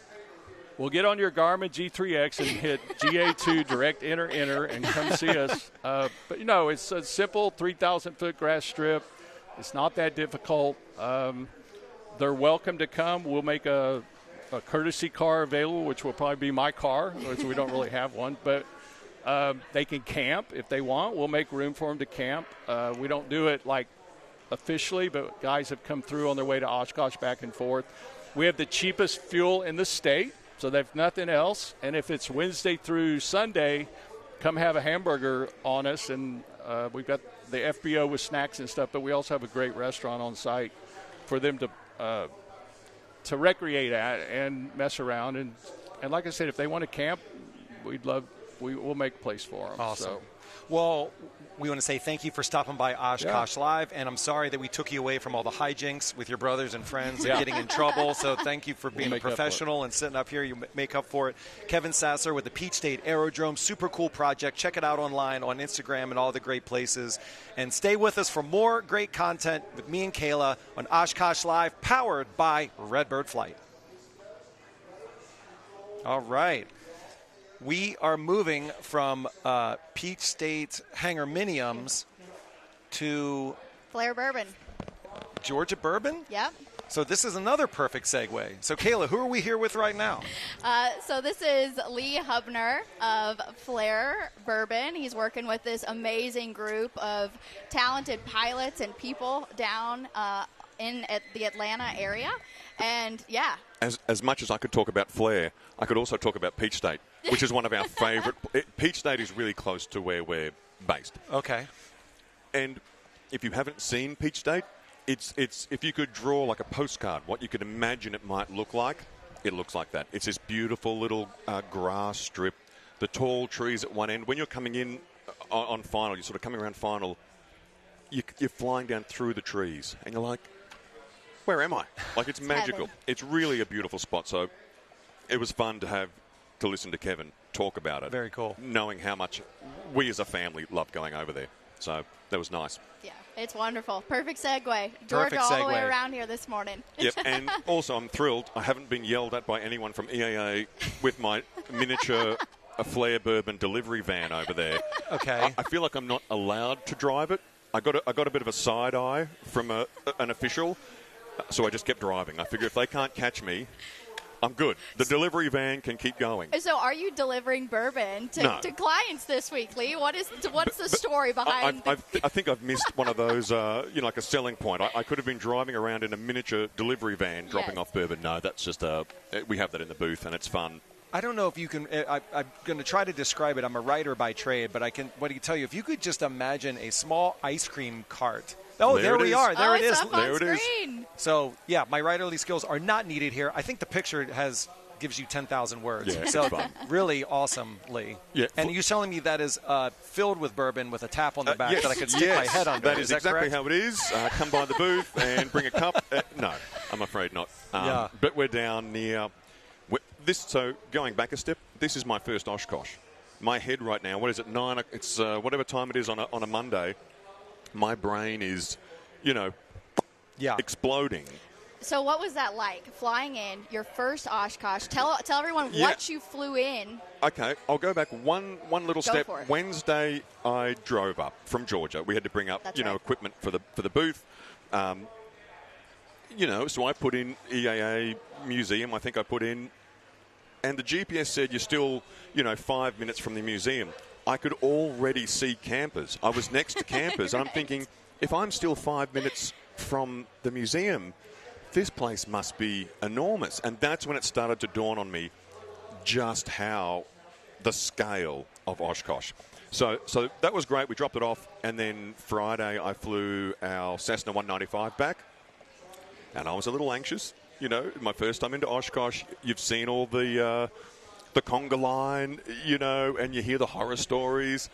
and it was fantastic. You nailed that yellow dot. No, I mean, stay humble. I don't want to brag too much, but I don't know. You put it all over I Instagram, Lee. nailed it. Yeah, better to be lucky than Seeing good. that reflection, that yellow Isn't it dot pretty? reflection in that gorgeous 195. How long did it take you to polish that airplane for this week? I was still polishing yesterday, Sunday afternoon. I could let you in on a secret. Don't look at the tops of the wings. Okay. They might be a little grubby. Good to know. But if you stand at the front, boy, it looks pretty. Yeah, I was still giving it a good polish yesterday. We had the weather come through. Was it? I think Saturday night there was some showers, so it wasn't ideal. Lady K is the name of our 195. A little tip for the guys out there: or girls, if you name your airplane after your significant other, you increase the chances of getting that plane. Solid. So our 195 Pro tip. is named after Camilla. She's never sat outside before, so when she's sitting out in the rain. Oh, my God, my poor polished 195 with raindrops on her. But I think she's forgiven me. She's been polished. She looks beautiful. It's been fun. Yeah. She's here at Oshkosh. She can't complain. And on that arrival, I was maybe 60 miles south, and I was looking at my whatever device, thinking how remarkable is ADS-B that you can be painting a picture of what's going on so far out. And I really had a good experience coming in. You could see who's ahead of you, the controllers. That was amazing. Like, my first time coming in, being anxious, it was silky smooth. Like, they do a remarkable job here. Like, I'm overwhelmed with how the machine here works so smoothly. It's really something else. It's incredible. I think I've flown in 6 or 7 times now, and I drove in yesterday. And Sorry. I'll remember that. Yeah, right. I'll remember that. Oh my gosh! But we were driving down the road. Literally, we drove the arrival in, trying to get to the grocery store. Oh, yeah, right. Yeah, so I was able to follow along. How cool. You know, along Rip and Fist, the whole thing, Yep. and seeing it unfold in front of me. And I was like, wow! For the first time in so many years, I get to sit back, relax, and just soak it in. Right. And so it was actually, we were watching it, and it's a great conga line. Everyone's going in, and then all of a sudden, they started routing people out of the airspace. And I'm like, oh, something happened. Something's gone wrong. Something happened. Yeah. And that's the case. That's the big thing about flying into Oshkosh that I think it's super important for people to know. You have to come in here with more gas than you think. Anything can happen. Yeah. Just like that. And that was the NOTAM they put out is very good. Mm-hmm. It's well written and it's logical. If you just follow this, it's going to work. Yep. No problem. And that's how I felt like a bit of a nerd. I was studying it like it was for an exam. But arriving here, it all made sense. And I was prepared. If this thing happened, that's okay. I'm just going to go over there. And even, they're very good at describing the landmarks in the NOTAM. And sure enough, like, oh, yeah, there's the corner of the lake or whatever it is. There's the tower. It all made sense. So I would even say to someone who hasn't flown in, seriously consider it. Because when you turn there at Fisk, the controller said, do you want 09 or 36? I said, I'll take 36. This is very corny. It was like an oasis rising out of the ground when you start to see the campers and the runway and the tower. And as much as I'm trying to concentrate and fly the airplane, I'm also half looking at the window going, oh my God. This is heaven. And then you're on final just thinking, don't bounce, don't don't mess this up. And thank goodness I didn't, but it's just an amazing experience. I would encourage anybody, if you haven't flown to Oshkosh, at least once, do it. Without a doubt. I can't believe I've waited this long to come and do it. And it's fun with Flair Bourbon being Flair Bourbon's first time to be here. It's just one of those, I know this year is going to be something that we'll talk about for many years to come. Yeah. I mean, you've done an awesome job plugging Peach State. You've done an awesome job plugging Oshkosh. I think it's time we start plugging Flair Bourbon and talking a little bit about your business and your brand and this awesome new product. So we were talking a little bit before the segment. I think a great place to start, which is pretty cool, you pioneering being the first liquor brand allowed here at Oshkosh. Man, tell a little bit about how the logistics of that go down. We were approached at Sun and Fun. An EAA representative came along and said, are you going to come to Oshkosh? And we said, look, to the best of our knowledge, I don't think liquor alcohol would be allowed. And he goes, yeah, that could be, you're right, let me look into it. And look, he was just a real champion where he said, what you're promoting is not reckless or careless. There is nothing more enjoyable than sitting in the hangar at the end of the day with your buddies sharing a drink. You come out on the flight line on that night air show and you will see people camped out under wings of airplanes sharing time together, sharing a drink. He seemed to understand what we were about. He understood what flair represents. And he somehow, I don't know what he did and who he spoke to, but here we are. So awesome. It was pretty neat, really neat. So where was the seed of this brand born for you? What's the origin story here with Flair? The idea has been around for many, many moons. This idea of having a drink that speaks to us as aviators. If you think back, your first solo is a huge day in any pilot's life. You finally get your private license. You do your private check ride. And then there's instrument check rides and commercial all the way through until you retire. There's so many great moments. And I always felt like, where's that gift that we give to our buddy when they've achieved something in aviation? There's lots of other drinks for other celebrations. Where was the one that spoke to us? So that was the idea. Then living in Georgia, meeting the right people that had the skill set to distill the bourbon, the planets sort of aligned. And Flair came to life. Beautiful. And our saying that it makes sense to pilots, you finish every flight with a Flair. And all of a sudden you go, yep, I get it. A winner. I get it. A winner for sure. So what are you looking forward to throughout the week here with Flairly? We have met so many people that once they connect with what we represent,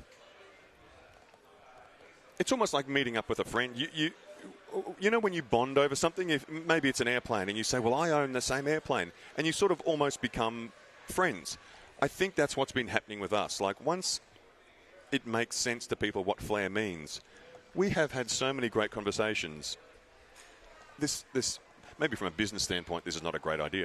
I think we've become friends with all of our customers, which, I don't know if that's how it's meant to work, but that's what's happened because we really have had great conversations. So as much as anything, it's meeting people, talking about it, let them see the bottle.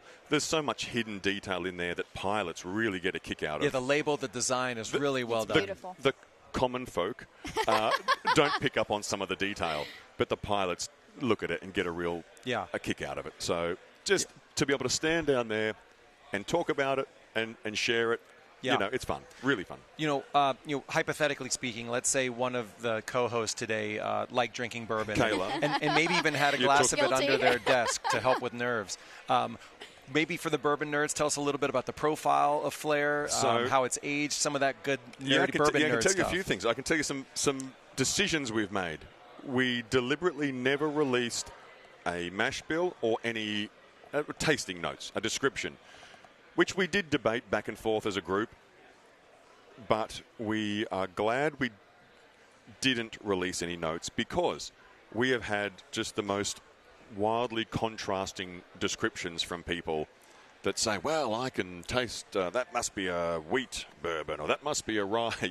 They're confident of what it must be, and we never let on whether they're right or wrong because whatever you taste, whatever you smell, whatever you experience, if you enjoyed it, I just want you to enjoy it versus if I said it's a rye, you might say, well, I don't drink them. No, I'm not going to bother trying it.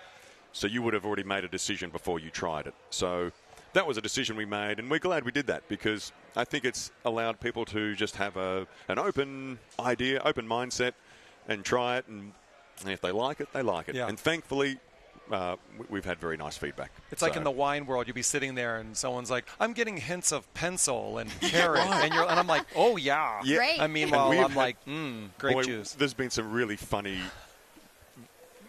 incredibly creative, descriptive words. But in my mind, I'm thinking, what did you just say? Like, what does it even taste like? How could you know what that tastes like to compare it to my bourbon? But hey, if they enjoy it, that's okay. And how long is that bourbon aged, Lee? So one of the problems we have, we keep running out. That's a good problem to have. Yeah. Running out of barrels? Yeah, that's the problem. We didn't make enough 4 years ago. It's 4-year-old bourbon, this current batch. So basically, if people come to the booth, what they're doing is reserving a bottle from the next batch so that they can get their hands on it. We did something fun with this next batch. 2 of the barrels are 4 years old. 1 of them is almost 6 years old. So it's still the same flavor. I would just say a richer flavor. And the color also, too, interestingly, is a little darker. But it's been, and I confess, I'm not the one that distills it. One of our other pilots is. And they are like mad scientists. Like they really sort of go down a rabbit hole of, well, the barrels have to be moved from the bottom to the top, and in 6 months we'll move them back. And I'm thinking, does that really make any difference? Yeah. But, you just do what the boss says. So, awesome. Yeah, it's good fun. So where we are live, so there might be some people here who's hearing about it. If they want to come find you, where are you located here at Oshkosh? The booth number is 405, but I think the easy description is near the tower. We're near Snap-on Tools. Everyone seems to know where Snap-on Tools is. Got that right. Yeah. I've been busy in the back of their tent nicking all the 10 mil wrenches. We're opposite the EAA International tent. Okay. Near Boeing Plaza. But look for the big, shiny Cessna 195 and you'll find us. Lee with Flair Bourbon, thank you so much for stopping Thank you for by. having I us. look forward to getting a taste of it. Ah, yes, the sounds of Oshkosh all around. Lee, thanks so much for stopping by. Really appreciate it. Appreciate it. Stay with us. More coming on Oshkosh Live, powered by Redbird Flight. All right. And we're rolling.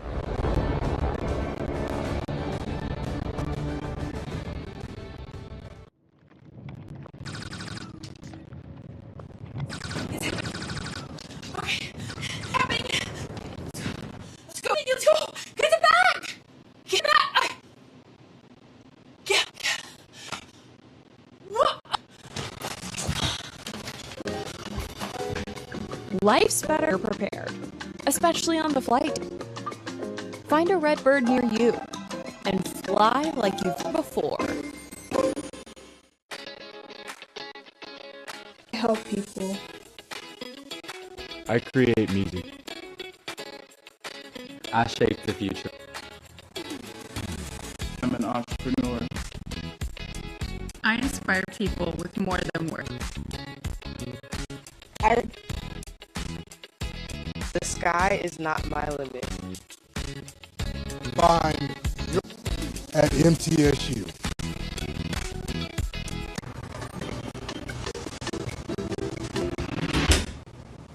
So we're in 5 years.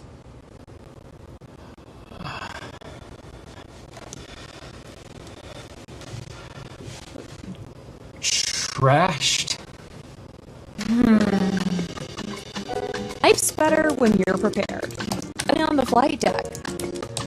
Find a Redbird near you and fly like you've been there before.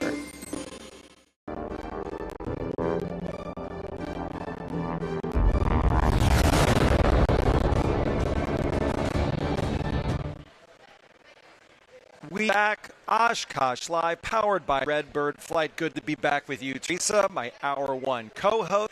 A lot of great stuff coming. It's still here, day 1. 3 more days of coverage to come. But first, we want to throw you to a video of one of the very cool home-built aircraft chased here at Oshkosh. Check it out. Brian's going to tell us about his Sling TSI. First question for you is, why did you choose? I've flown a lot of different airplanes, and the last airplane I had was a 210, and it was just more airplane that I really need. Finding the right fit of the mission and reasonably fast, comfortable, efficient, and sensitive. The 210 was like $1 an hour to fly it. A lot. And this is like, so I wanted to be a couple $100-hour-a-year pilot and break the bank at $20,000 a year, a fraction of that with this. Sure. So, I mean, it just hit the right boxes. And had you built? I have never built an airplane. So this is your first, I assume you worked on cost. I've done mechanics and things like that. I've never built an airplane. That's good. Well, to build. It's one of I built. It's easy to build. Skin together right. Right. So putting it together was I only there, and you followed the instructions, but line the holes up, and it's like, oh, okay, I'll put it together, and we built it home. So we have cars and things like that, and I'd be outside, watch the door open, pulling rivets till night, and didn't bother the neighbors. No, didn't bother the neighbors at all. How long from start to finish did it take? We received the kit in July of 2020. I did first flight 4th of July last. Okay. So 3 years. Very nice. Very nice. Very nice. Take some time and point out some of the airplane. Sure.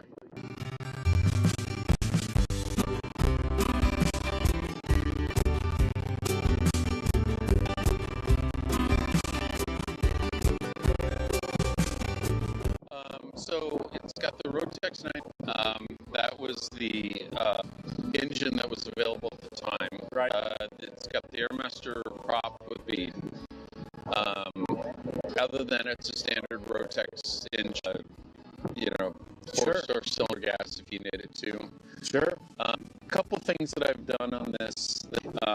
Out here on the leading edge of the wing, I've added USB ports. Oh, as well. wow. Okay. So the and bottom, and I've got on the bottom of the, as well as on the vertical stable, some plans to do mountain flying videos. Because I live in Colorado, I'm big on safety, and I'm what's out there that I'd like to help promote more safer flying mountain passes and things like that. To look inside. Absolutely. So we've got the X's, which is pretty common, the Garmin 650, the and then the G5. One of the things that I did add also, because the Rotex engine, I added a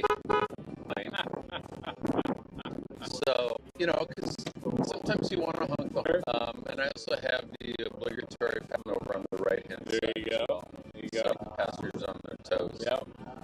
This does have the on it, as well as the bearing and things like that. So there's some adjustments of that. Right. This particular got the back seat out because we needed the cargo space. Another thing that I also added on was oxygen concentrate. Right. The fun part about that configuration is it's not meant to be mounted because there's a physical button off. Sure. That was there's a device that on and off. Okay. So I can off with my phone. From up. So if I'm out flying and I need oxygen, I kind of front seat, grab the cannulas. So I have the center console. Sure. Get all. I don't have to worry about landing and adding. So you fly with two people rather than both. Yeah. It's with all the missions we fly. It's very rare that I have more than one other passenger. During the 210 was like I've flown with more than 3 people. Fly around all that airplane. Yeah, it's really very nice. Well, thanks very much. The look inside, it's a plane, and I see you're going to get it judged. So good luck on that. Thanks.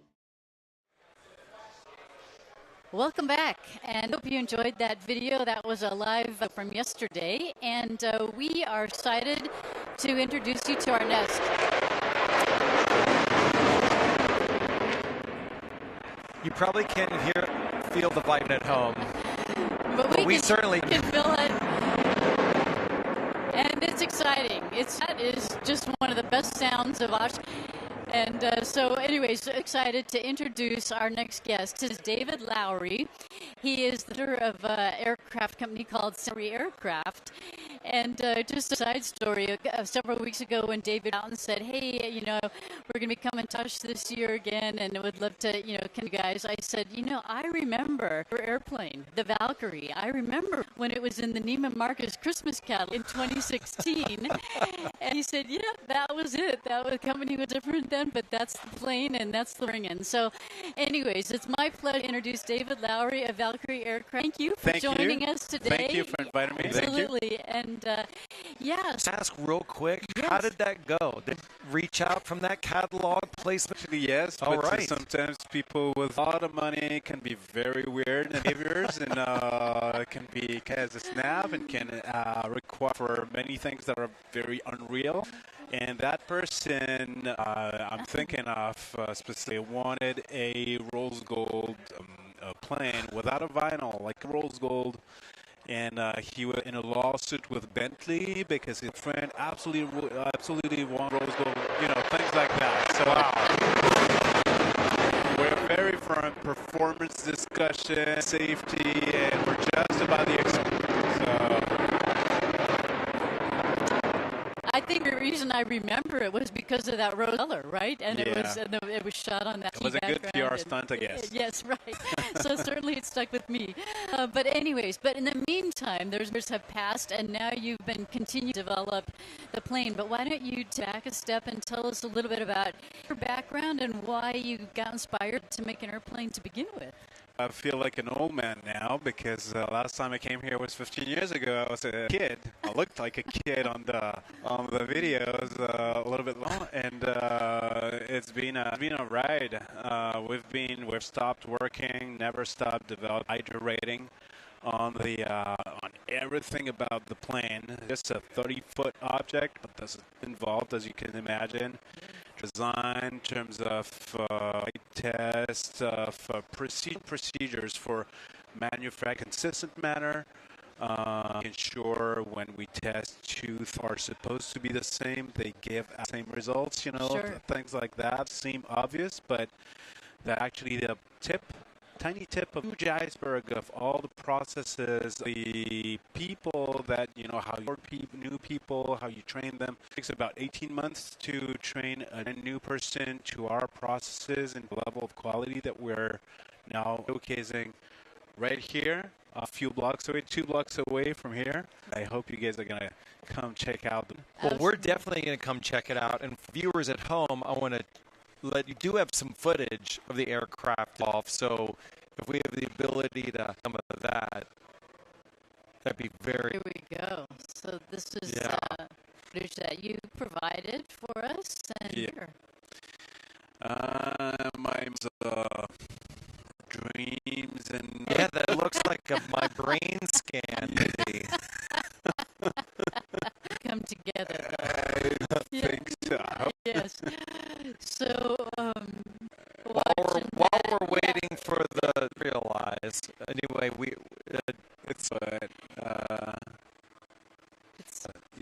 is it at the proper speed? I haven't even looked. But as far as before and after, very good.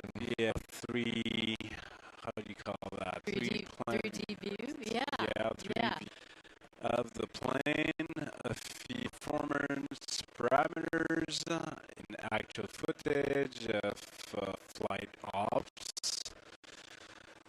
That's where we conducted the last 2 years, all the flights we've done, Hollister.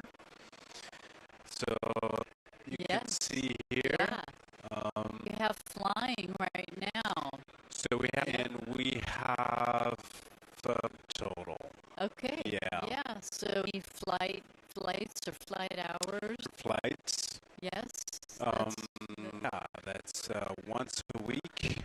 A lot, but it is a lot when you go from nothing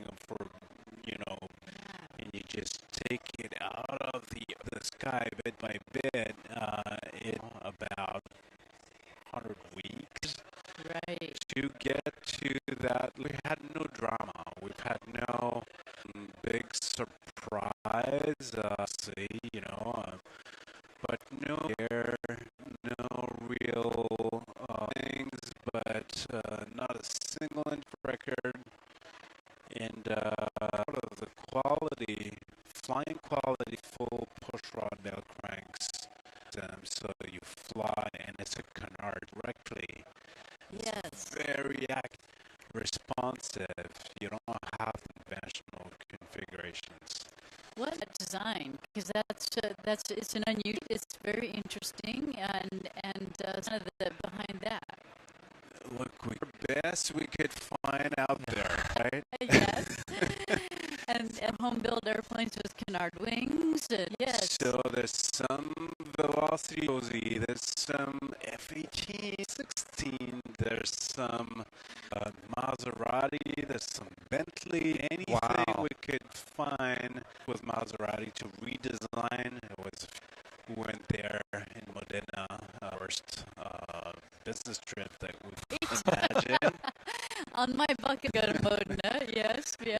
And it's actually them that they don't do a 5-seat.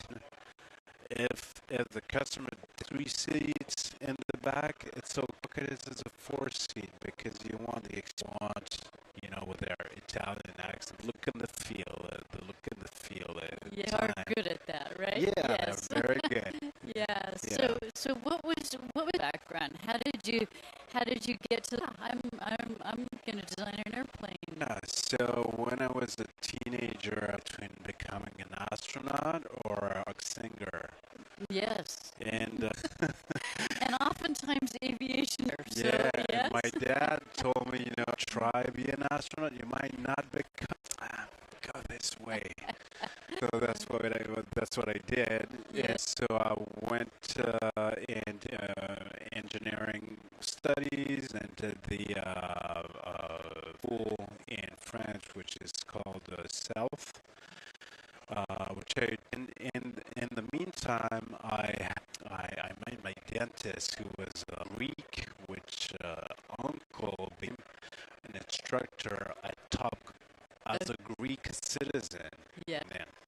And he opened, I was like, all of a sudden I have, hey, this is possible. With me is actually possible, even if I'm not, from. Right. And so I decided to seeing I had been in American Times as a tourist, but so I went to talk to the C.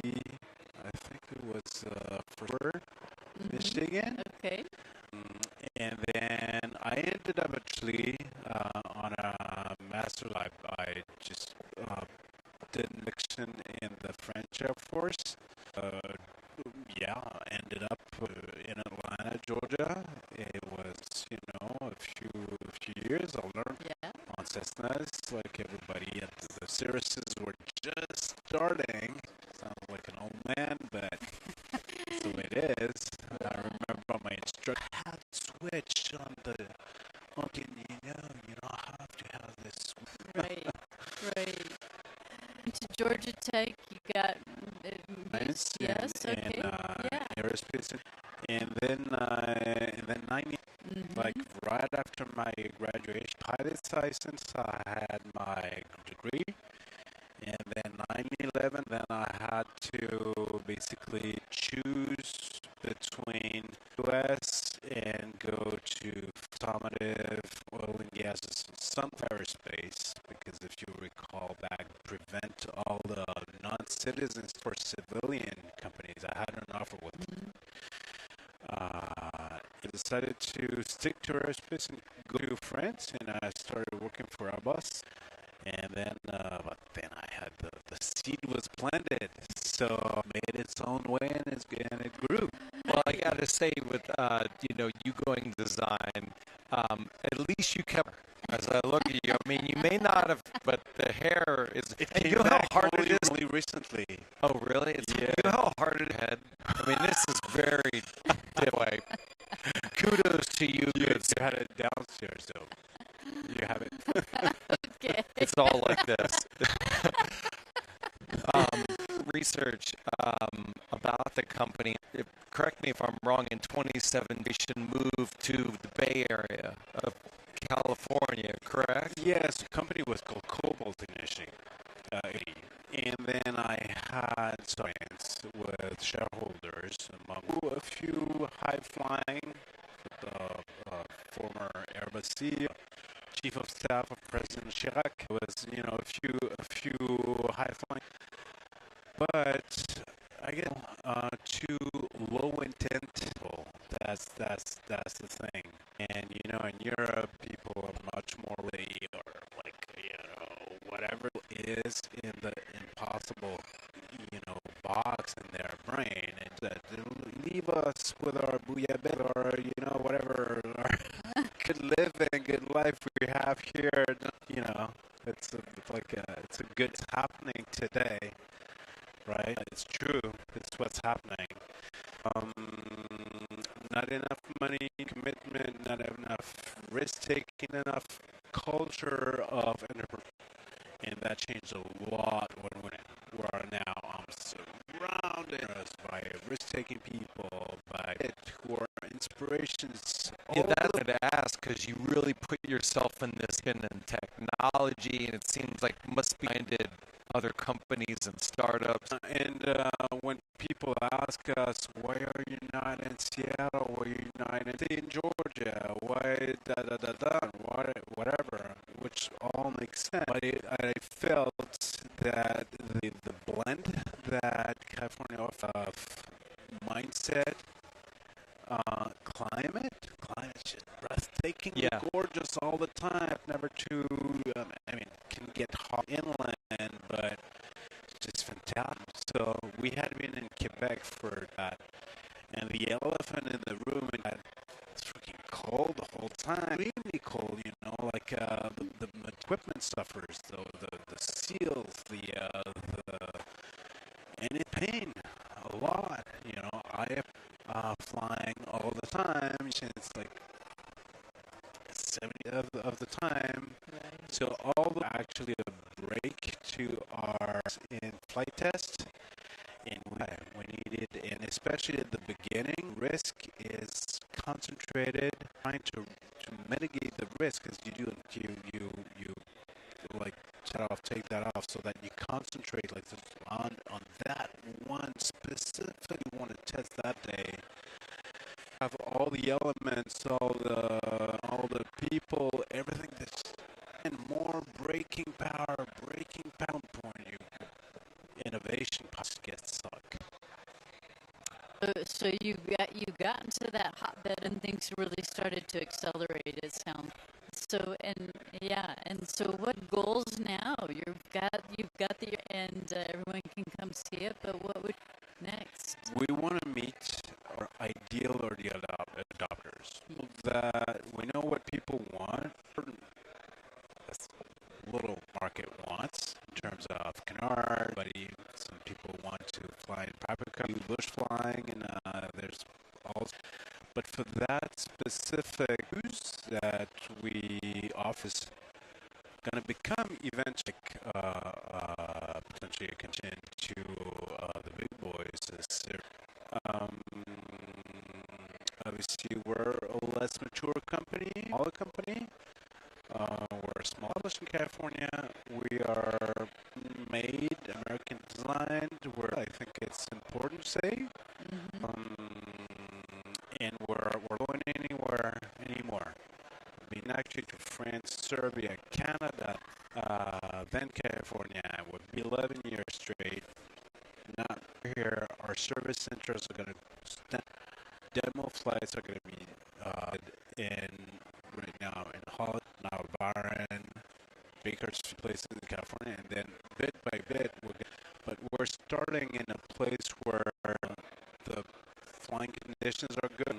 ATC is just fantastic compared to all professionalism, overall professionalism of all, just to the level that is required by our immature, if you will. We've been around for 15, all compared to 100 years, but we have also all the modern.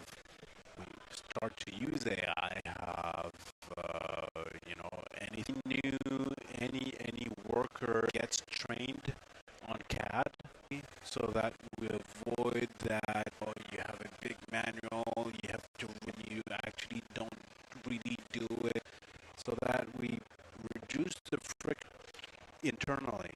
So now we want externally, and how are the people doing who want to be a part of it, welcome them, who are cool enough and competent enough to work with us, have this vibration at some point, fix that, or just there's information to us, because any flying is is data, and level now, but we need more tens of thousands of hours flight. Back to the FAA and tell them we want it. But first, so we have homework that is done. All the means negotiated back in the days with Transport Canada, looking for 4 years. You won't find any sketchy. No, everything is by the primary structures are made with red carbon. Even though it's an experimental plane, Béranger wheels and brakes, certified engine, everything you can have. So it's T-seat engine. So I believe $585,000 with plus engine and product. It's about half of your competitor prices. So I think it makes it a good deal.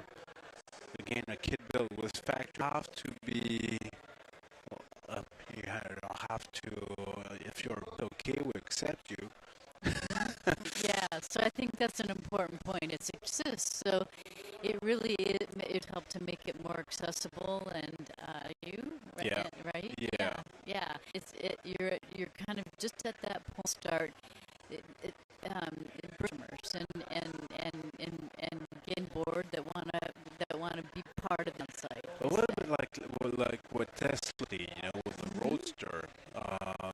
They're in the know because we don't communicate booth, we don't have our brand everywhere. We have to kind of be already, what do you call that, seeking for new stuff. Right. And we're not that new for quite a while, so I think we're now talking. We have only 12 production positions. That's 3 years because we build as our allows. Right. So we're definitely 2 planes a day that service outputs, right? But they started at 2, right? Absolutely. Yeah. But we want those 4 planes a year. Right. They're gonna fly that plane, fly it, ask them, communicate with us. It's and build that brand and be part of our tiny aviation history. Yeah, stick. And I think certainly you've demonstrated determination, but by steps that you have over the 15 years where you're here and doing that, really admirable. Yeah. So off, because obviously very much a professor for you. Kick off and turn on the aviation enthusiast. What do you want to see here? Is there any part of particular interest to you? Yeah, I want to see the competition. Obviously, single engine pistons are at, because obviously our segment from the turbine segment, not the same type of flying, and it's obviously I think of Oshkosh, right? The target. That's why we came out of going to other, but that are well known, and either here's the place to be for people like for. Let's talk a little bit about the airplane. We saw the specifications were on the video of some of the loads, some of that kind of stuff. How? So we're been for 22 turbo. We have 2 IO 550 or TSIO 550. One is obviously more powerful, but and a little more complex, and so it requires more heat management. But weight right now is 200 pounds max. Go down, and that's for retractable. You're gonna see our gear. It's it's gorgeous gear. I think we have the because compared to other single. Sounds complex, but it's beefy. It's awesome. So all that equipment and what it brings, it's definitely the best cargo volume. Maybe not or to some other in the nose and cabin in the cargo area, because you have no little thin like a 2 or something like that. It's massive, and it feels a lot of room. place. Everything was designed for the obviously the performance. Everything we want as much speed as we can, useful load for top-notch safety. So we're doing our best as iterating plane after plane. Wage changes, for instance, the plane, you can't just take and then, with that. So we go as we move forward with factorial certain numbers, and we can those all the adapters that we take up to date with the latest. We can do business deals of all sorts, but the experience inside the plane just breathtaking. So I invite you to our booth at some point, 439, booth 439. 439. Come on over. We have VR headsets where you can, so you won't be able to, it's been filmed. You can live a pattern flight with us in Hollister, and that's great. You can, finishing of the prototype with flying is not the best, but so you can see what it feels like to Jen, and you're gonna see it's very straightforward. Well, that is David of Centauri Aircraft. Super wishing you continued success. Thank you so much for spending a few minutes with us here. Oshkosh Live, powered by Redbird. We're getting ready to hand over the next block. Russ Niles, one of our great contributor group. I want to encourage you to stick around. Walk-arounds of aircraft here you're going to love. And I also want to give a big shout out to Vemco, who have been sponsoring. And as many of you may know, they sponsor of I Laughed. From that, the very successful podcast has been producing, I think is above now. Check that out. So awesome content to come here on Live, powered by Redbird.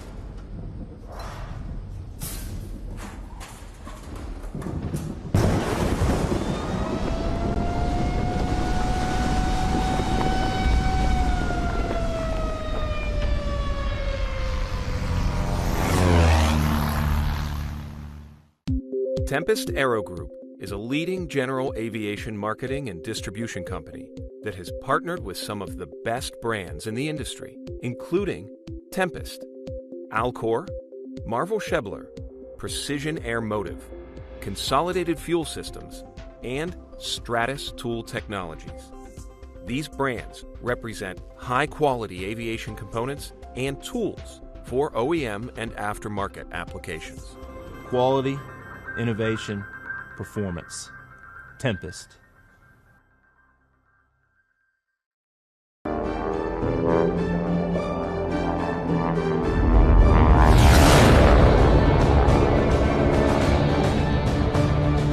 Hello, everyone. Welcome live to Oshkosh AirVenture 2025. I'm Russ Niles, editor-in-chief of AvWeb, and we do a lot of news. And some news has been made here today already.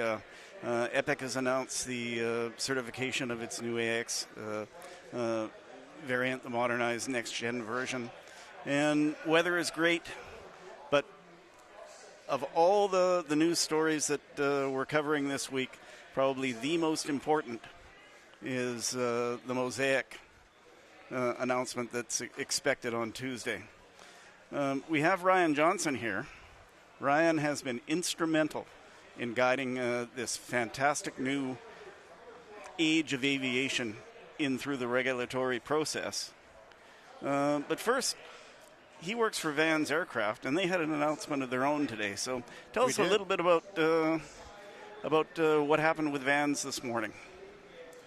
Everyone knows we've been working on the RV-15. That's been going on for the last few years. And this last year, we've seen the final refinements come into place. And this morning, we started selling the wing kit, so the first of numerous kits that will be rolling out over the next year.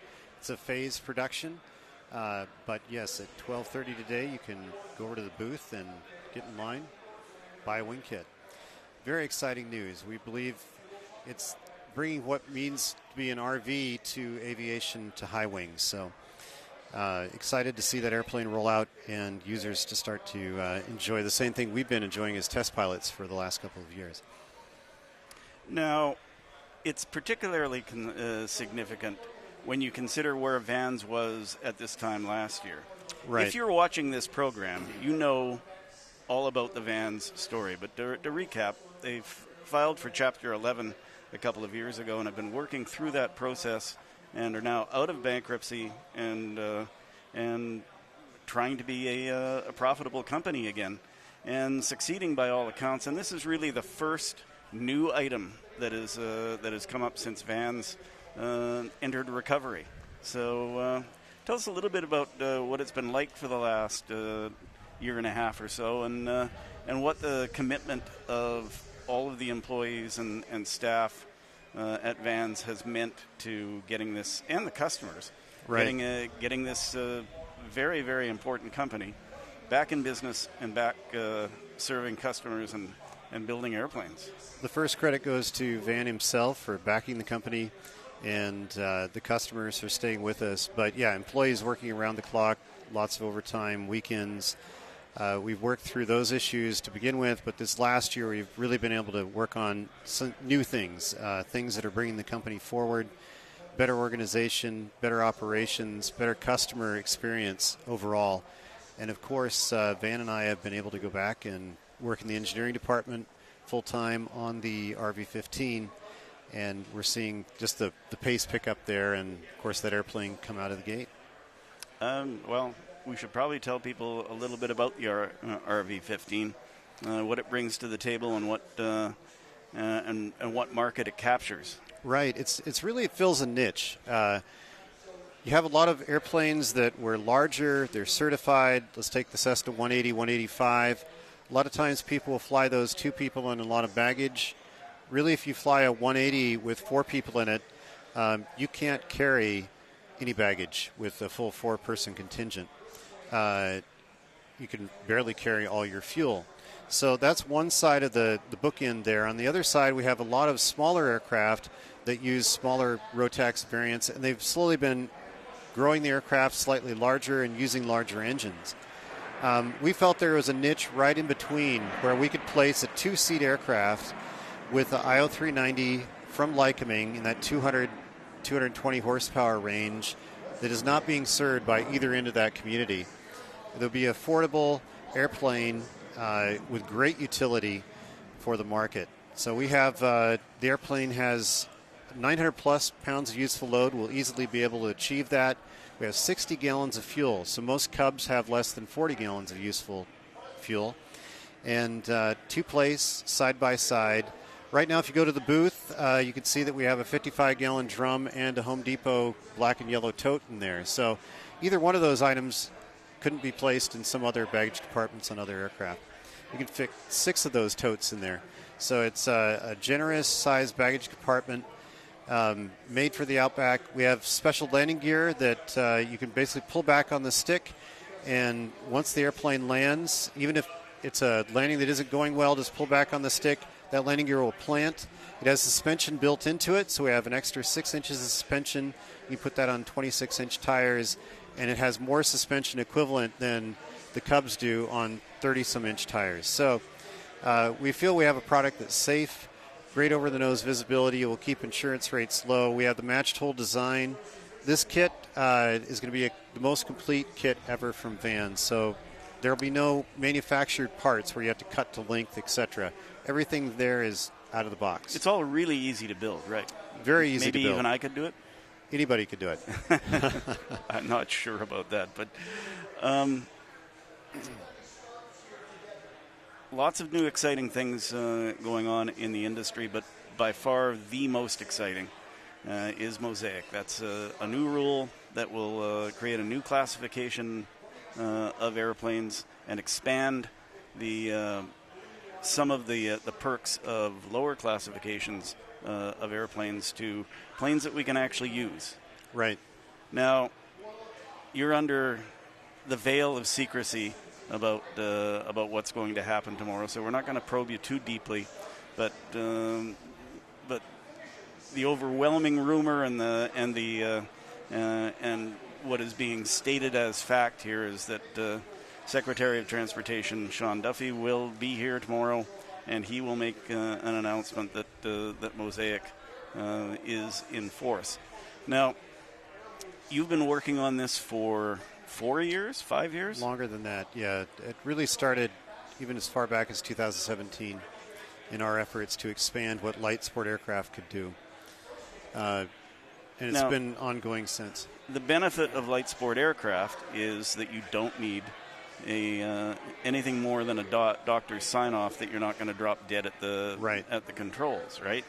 So there's no medical process.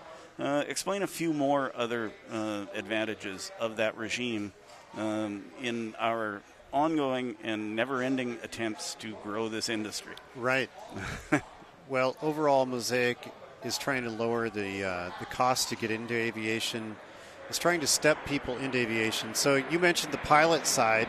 On the pilot side, what a pilot can fly, that's defined in part of the new Mosaic standard that comes out. And then what an airplane needs to be is a different half of it. So looking at the pilot side, it's going to be exciting. If it's, we don't know what's going to come out tomorrow, but if it stays the way it is currently written, as long as your airplane applies, and that could be even some older EABs, you will be able to fly that airplane with a light sport license, but also a stepping stone process. So I know the EAA is a great proponent of getting your light sport pilot's license and then by endorsement adding on different stepping stones until you get to that private pilot capability. And we'll see that with these airplanes. I think bringing those older airplanes in, pilots getting older, we see them come through the booth here at the show and talk to them throughout the year, where they want that airplane that has a little bit more capability than the current LSAs, and this will allow them to have that. Right. Now, the whole idea is to expand access and to take care of old guys like me who maybe want to step down and step back a little bit, and no IFR anymore, although Mosaic will include IFR, it will right? Include it, yes. But what are the factors that go into assessing just where we are in relaxing those rules? How does safety come in, and what's the equation there? Well, safety is where we were allowed to go forward with Mosaic. Mosaic airplanes have had an equivalent, or even in some years, better safety record than general aviation certified aircraft. And it's on that basis that the FAA said, why don't we expand what this is, and maybe we can make things more affordable for a wider range of aircraft while keeping safety the same. It is a ASTM-based process, so manufacturers and users get together and they work together to create standards. And those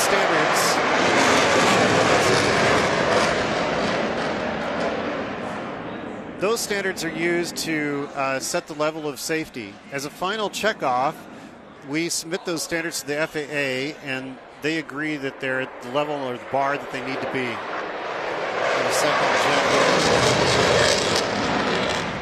You know what? Sooner or later, this guy is probably going to be a Mosaic pilot. Eventually, yes. So we have the level of safety there. That's been established. And we feel that it's a great space. We look forward to what's going to happen for the aircraft side, what an aircraft could be. There's additional levels of safety that we're bringing under Mosaic where we can really increase safety. For example, we're currently writing the standards for twin-engine aircraft. Can we raise that bar to be more realistic on what would make a safe airplane? You know, when one engine goes out in your twin-engine aircraft, do you want it to go down right underneath you, or would you rather have a higher bar of safety? We know that there's safety metrics that come into play there. So there's a number of areas where we've seen safety issues throughout the industry, and we're addressing those as we write these standards moving forward. We expect to see what's called an effectivity date on Mosaic. So you'll see the rule come out. What a pilot can fly will go into place much sooner than the aircraft side. So that'll capture the existing airplanes. Airplanes. So the benefit of being able to fly as a light sport pilot, that will come relatively soon. We could see an effectivity date of up to 365 days or 1 year from now until you can build a Mosaic aircraft under the expanded category. The reason for that is we're still finalizing the standards. We've been in something called ex parte with the government. They can't talk to us. They've been writing this rule behind closed doors.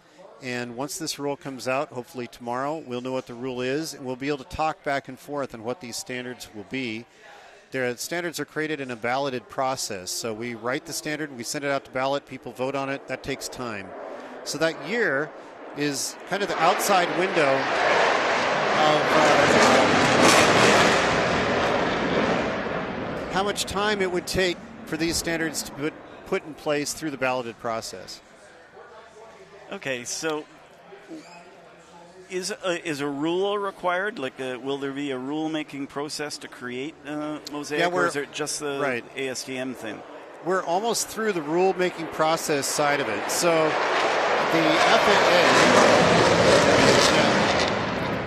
the FAA has written a proposed rule, and they submitted that rule to the public.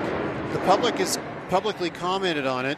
The FAA has to go back and review all of those comments, change the rule, and now we're waiting for the final rule to come out. Once the final rule is in place, then ASTM is writing a means of compliance to that rule. So the actual design standards that you have to meet as a manufacturer to make an airplane that complies with that rule. So what's the impact on the OEMs? Are OEMs going to start coming up with Mosaic designs? Yes, it's already underway. You see a lot of airplanes advertising Mosaic ready. So, yes, airplanes. Even though they didn't know what the rule was. That's correct. But we've been writing it behind closed doors and kind of anticipating what we think it will be. So, yes, there's various smoke signals being sent back and forth, and we're working through the process. Nitty-gritty detail is, I mean, nothing this complex ever gets done without some wrangling. And and it came down to some short strokes around stall speed, weights. Which we don't know what it'll be yet. But the general push was to increase stall speed to capture more airplanes, right? And all I can say is I believe that the FAA's been great at listening during this process, and I think we're going to be happy with what comes out when the rule finally does come out. Well, it was the stall speed arguments were loud and clear. Yes, and they were unanimous to increase the stall speed. And we're talking in the mid-50s, right? Yeah, I believe we'll see an increase. Yes, and that captures a whole bunch of legacy airplanes that are in those 50s range and are very popular. among, right. The great among thing about the FAA side of this is we have real FAA members that fly airplanes in this category. They're not people that are, unaware of the need of this industry at this level and to reduce the cost in aviation.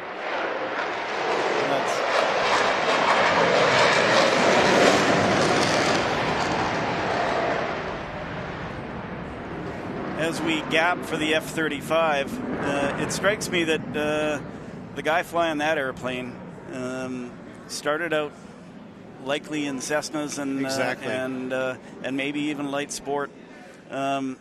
What is the future for flight training with Mosaic? What's that going to do for flight training? That is one of the main reasons the FAA has come out with Mosaic. You have airplanes that are 70 years old on the flight training line. It's very difficult to put new technology in those airplanes. There's many advancements that are coming. For example, Mosaic has no restriction on the type of power plant, where the existing light sport, you can't even have electric. And long term, we're seeing things just open up in many windows. But creating that low-cost trainer, which may be Rotax or Lycoming powered, that can go out onto the assembly line, efficiently be built, come out at a reasonable cost, and flight schools can put an airplane on the assembly line or on their line that has low-cost avionics that take us to the next level. It's not just steam gauges anymore. I think the modern pilot wants that. They want the new avionics. We have already proven that there's greater levels of safety associated with that. So we're excited to see lower-cost airplanes go to flight schools through this process. With few exceptions, the major OEMs haven't come out with new designs at this end of the market for at least 40 years, right? In GA, that's true. Especially in the last 20 years, really, Cirrus is the only mass-produced airplane that you see come out that's showing up in a flight school. But in the light sport market, we have multiple airplanes that have come out per year. I mean, they're in the hundreds of light sport since the release of light sport around 20 years ago. And we expect that to spur new designs under the new Mosaic requirements moving forward. I mean, the RV-15 would be your first example. Or the benefit here is even in the ELSA market, you might see new kits come out under Mosaic in that there's no 51% rule under Mosaic. So you can build ELSA without 51% rule. It's really going to result in a safer aircraft, an aircraft that's supplied with a maintenance manual, a flight training supplement, a POH. It's built to a standard. So we're excited about this from the experimental side as well. So really, Mosaic is a creation of light sport. It is. The lessons learned from a good-hearted, good faith attempt to make aviation more accessible and cheaper that Correct. Fell short in some aspects and basically ended up with inferior aircraft that didn't need to be inferior. They were a little bit on the small side, yes. Not enough gross weight, and the strength wasn't there. But that will be changed with the weight limit going away and the other requirements changing as well. Like, for instance, on training airplanes, to save weight, they would put light gear in it. Exactly. And now 172 will be accepted. So, right. Which is their most safe trainer of all time. Do you think any designs that went away in the past 40 years will come back because of Mosaic? Historical designs, they might. I really am looking forward to what's next, the next generation of airplanes. I know I have things on the drawing board that I'm excited to see come out under Mosaic. You're really seeing engines with turbochargers more often, the 916s out there now. That has a lot of opportunity. We'll see airplanes they'll have that low stall speed but have a much higher top end. And under these standards, that can be accomplished safely. And IFR capability, as you mentioned as well. And maybe carrying 3 passengers? You're allowed 4 under the way the rule's currently written now, but not as a light sport pilot. But as a private pilot, you could fly a light sport aircraft with up to 4 on board. So greater commercial use of the airplane as well. So that's another aspect that will make the airplane more viable, especially if you're in a flight school and you can use it in multiple ways. Okay, well, we're all looking forward to Mosaic, and we're looking forward to the breath of fresh air The industry is a little stale. We're over the electronic revolution. Right. We need something new, don't we? We do. And I encourage people to become part of the process. I know we're running out of our time here, but both manufacturers and also users, when you write the ASTM rules, there has to be a 50% split between manufacturers and users. So we have a number of just interested pilots that come and they have a vote on what the future of Mosaic will be, along with government entities as well. So we're all there working together. We need the help to write these standards. If we have more help, we'll be able to do it in a shorter time than 365 days. Yeah, I think a lot of people don't realize that that ASTM is very much an inclusive process. And, it is. And it's much more robust because of it. And that anybody can join. Yes. Okay. We encourage it. So, do we have any idea what time all of this is going to happen tomorrow? Midday sometime, I would expect. Not exactly sure. Any announcement would come from EAA if there will be one. So we'll just wait. There's no sure guarantee that there will be an announcement. So we'll just wait for EAA to give us the information on that. So where does the RV-15 fit into? I'm assuming it's Mosaic. Correct. Yeah, capable and. Yeah, the stall speed's definitely there. No matter what the stall speed comes out as, it's we're under 45 knots at gross weight with the flaps up. So flaps down, but even flaps up, we're under the requirements they're naming for Mosaic. Okay. So we definitely fit within the boundary on the 15. We're excited to see that airplane eventually get into flight schools, as well as the backcountry mission, which we release it, initially. We've view that airplane has a long legacy in aviation. Well, thanks so much for joining us today, Ryan. We're going to throw to our cool plane of the day. We brought that feature back. It was very popular last year. And today's airplane is one of the coolest I've ever seen. It's a 1929 Fairchild, but the guys that fly it hop in it and fly it anywhere. It's not a museum piece. It's meant to be flown, and it is absolutely beautiful. So with that, here's your cool plane of the day.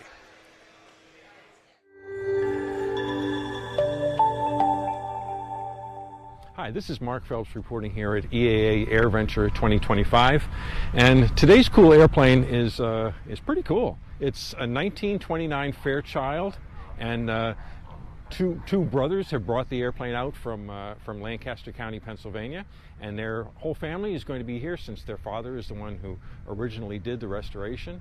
They're going to tell us all about it, a little bit of its history, and a little bit of how this restoration came about. I'm Kendall Horst and my brother Sheldon, and we brought the 1929 Fairchild 71 from Lancaster, Pennsylvania. The aircraft was restored by our father, Marlon, and first came to Oshkosh in 2014. We're very excited that it's the 100th anniversary Fairchild celebration here at Oshkosh, and glad that the Fairchild 71 could be here. It's an exciting event. Our whole family's coming together to be here, and with Dad having restored this aircraft, it's a real special opportunity for us to be together as a family. So this is a Fairchild 71. The Fairchild 71 is a stretched Fairchild FC2W2, and the FC2W2 was mostly used for aerial mapping and housed a large format camera in the back. This airplane was stretched 18 inches and given the model designation of a 71. Yeah, it's a very versatile aircraft, and it was used in Alaska quite a bit. One story that I heard is that Bob Reeves used and discovered the aircraft. It was very good to get supplies to the gold mines in Alaska, and interestingly, he figured out that you could put skis on the Fairchild, and when the tide went out on the coast, it would turn to mud, which was similar to snow and the slippiness of it, and he could take off on the coast, off the mud, go up to the mine and land on the glacier and drop his supplies and people, and then time his trip back to the coast and land on the mud again. And so that was a innovative way to serve the needs of the Alaskan gold mines. So this particular 71 came out of Idaho from a gentleman by the name of Gene Frank. He was a collector and a crop duster guy, and he collected a lot of airplanes, and so this airplane was obtained from him in very, very poor condition, and our father Marlon he took on the restoration in the early 2000s. The restoration spanned about 6 or 8 years and 13,000 man hours, and here we are. So today the aircraft is just like the original sales brochure that Fairchild put out when they first brought the aircraft to market, and it actually shares the N number of the original that was shown 9708.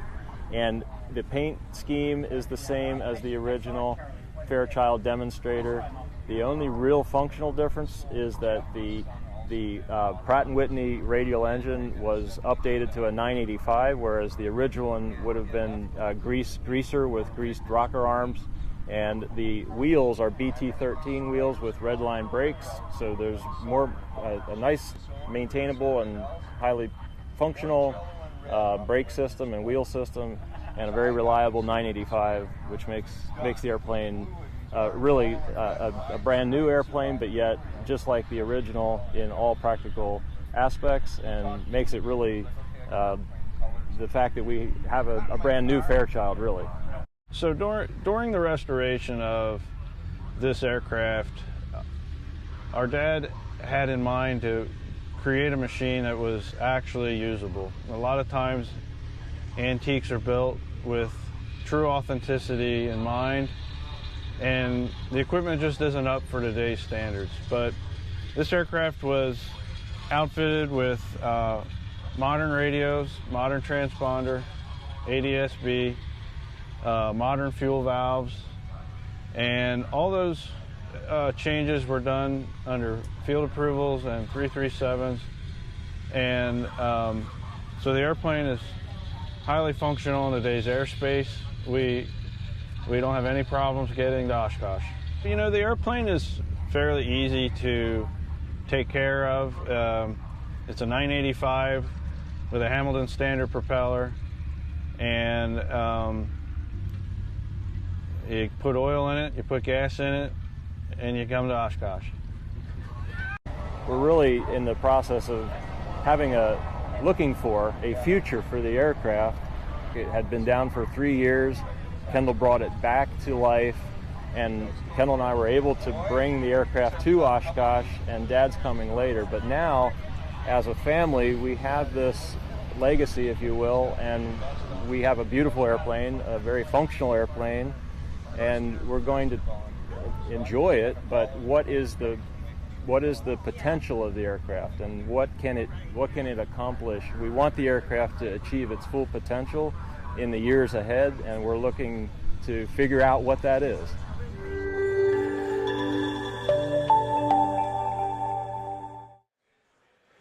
Hey, thanks for watching, everyone.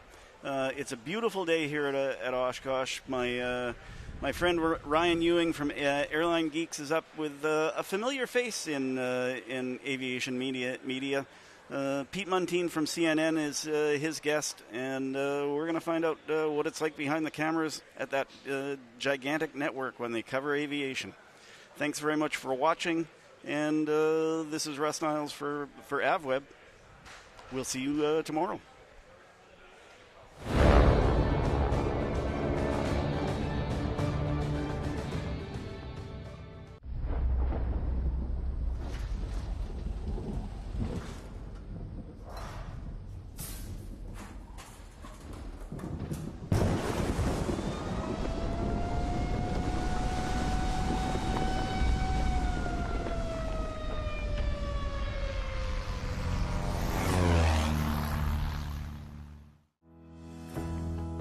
Tempest plays a vital role in the industry, and in today's world we are the leading spark plug and oil filter manufacturer for general aviation. We've been able to not only release new products, but we've taken legacy products and created innovations We take great pride, not only from a design standpoint, but from a manufacturing standpoint, all the way down to making sure the customer is satisfied with the product. Quality, innovation, performance. Tempest. Next. So where do you see yourself in 5 years?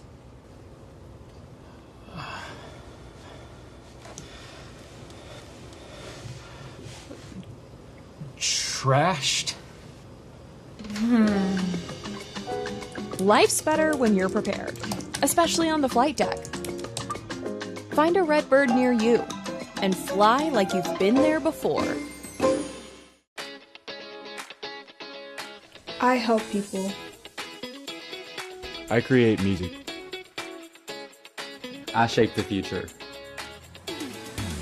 I am an entrepreneur. I inspire people with more than words. I ride forward. The sky is not my limit. Find your blue at MTSU.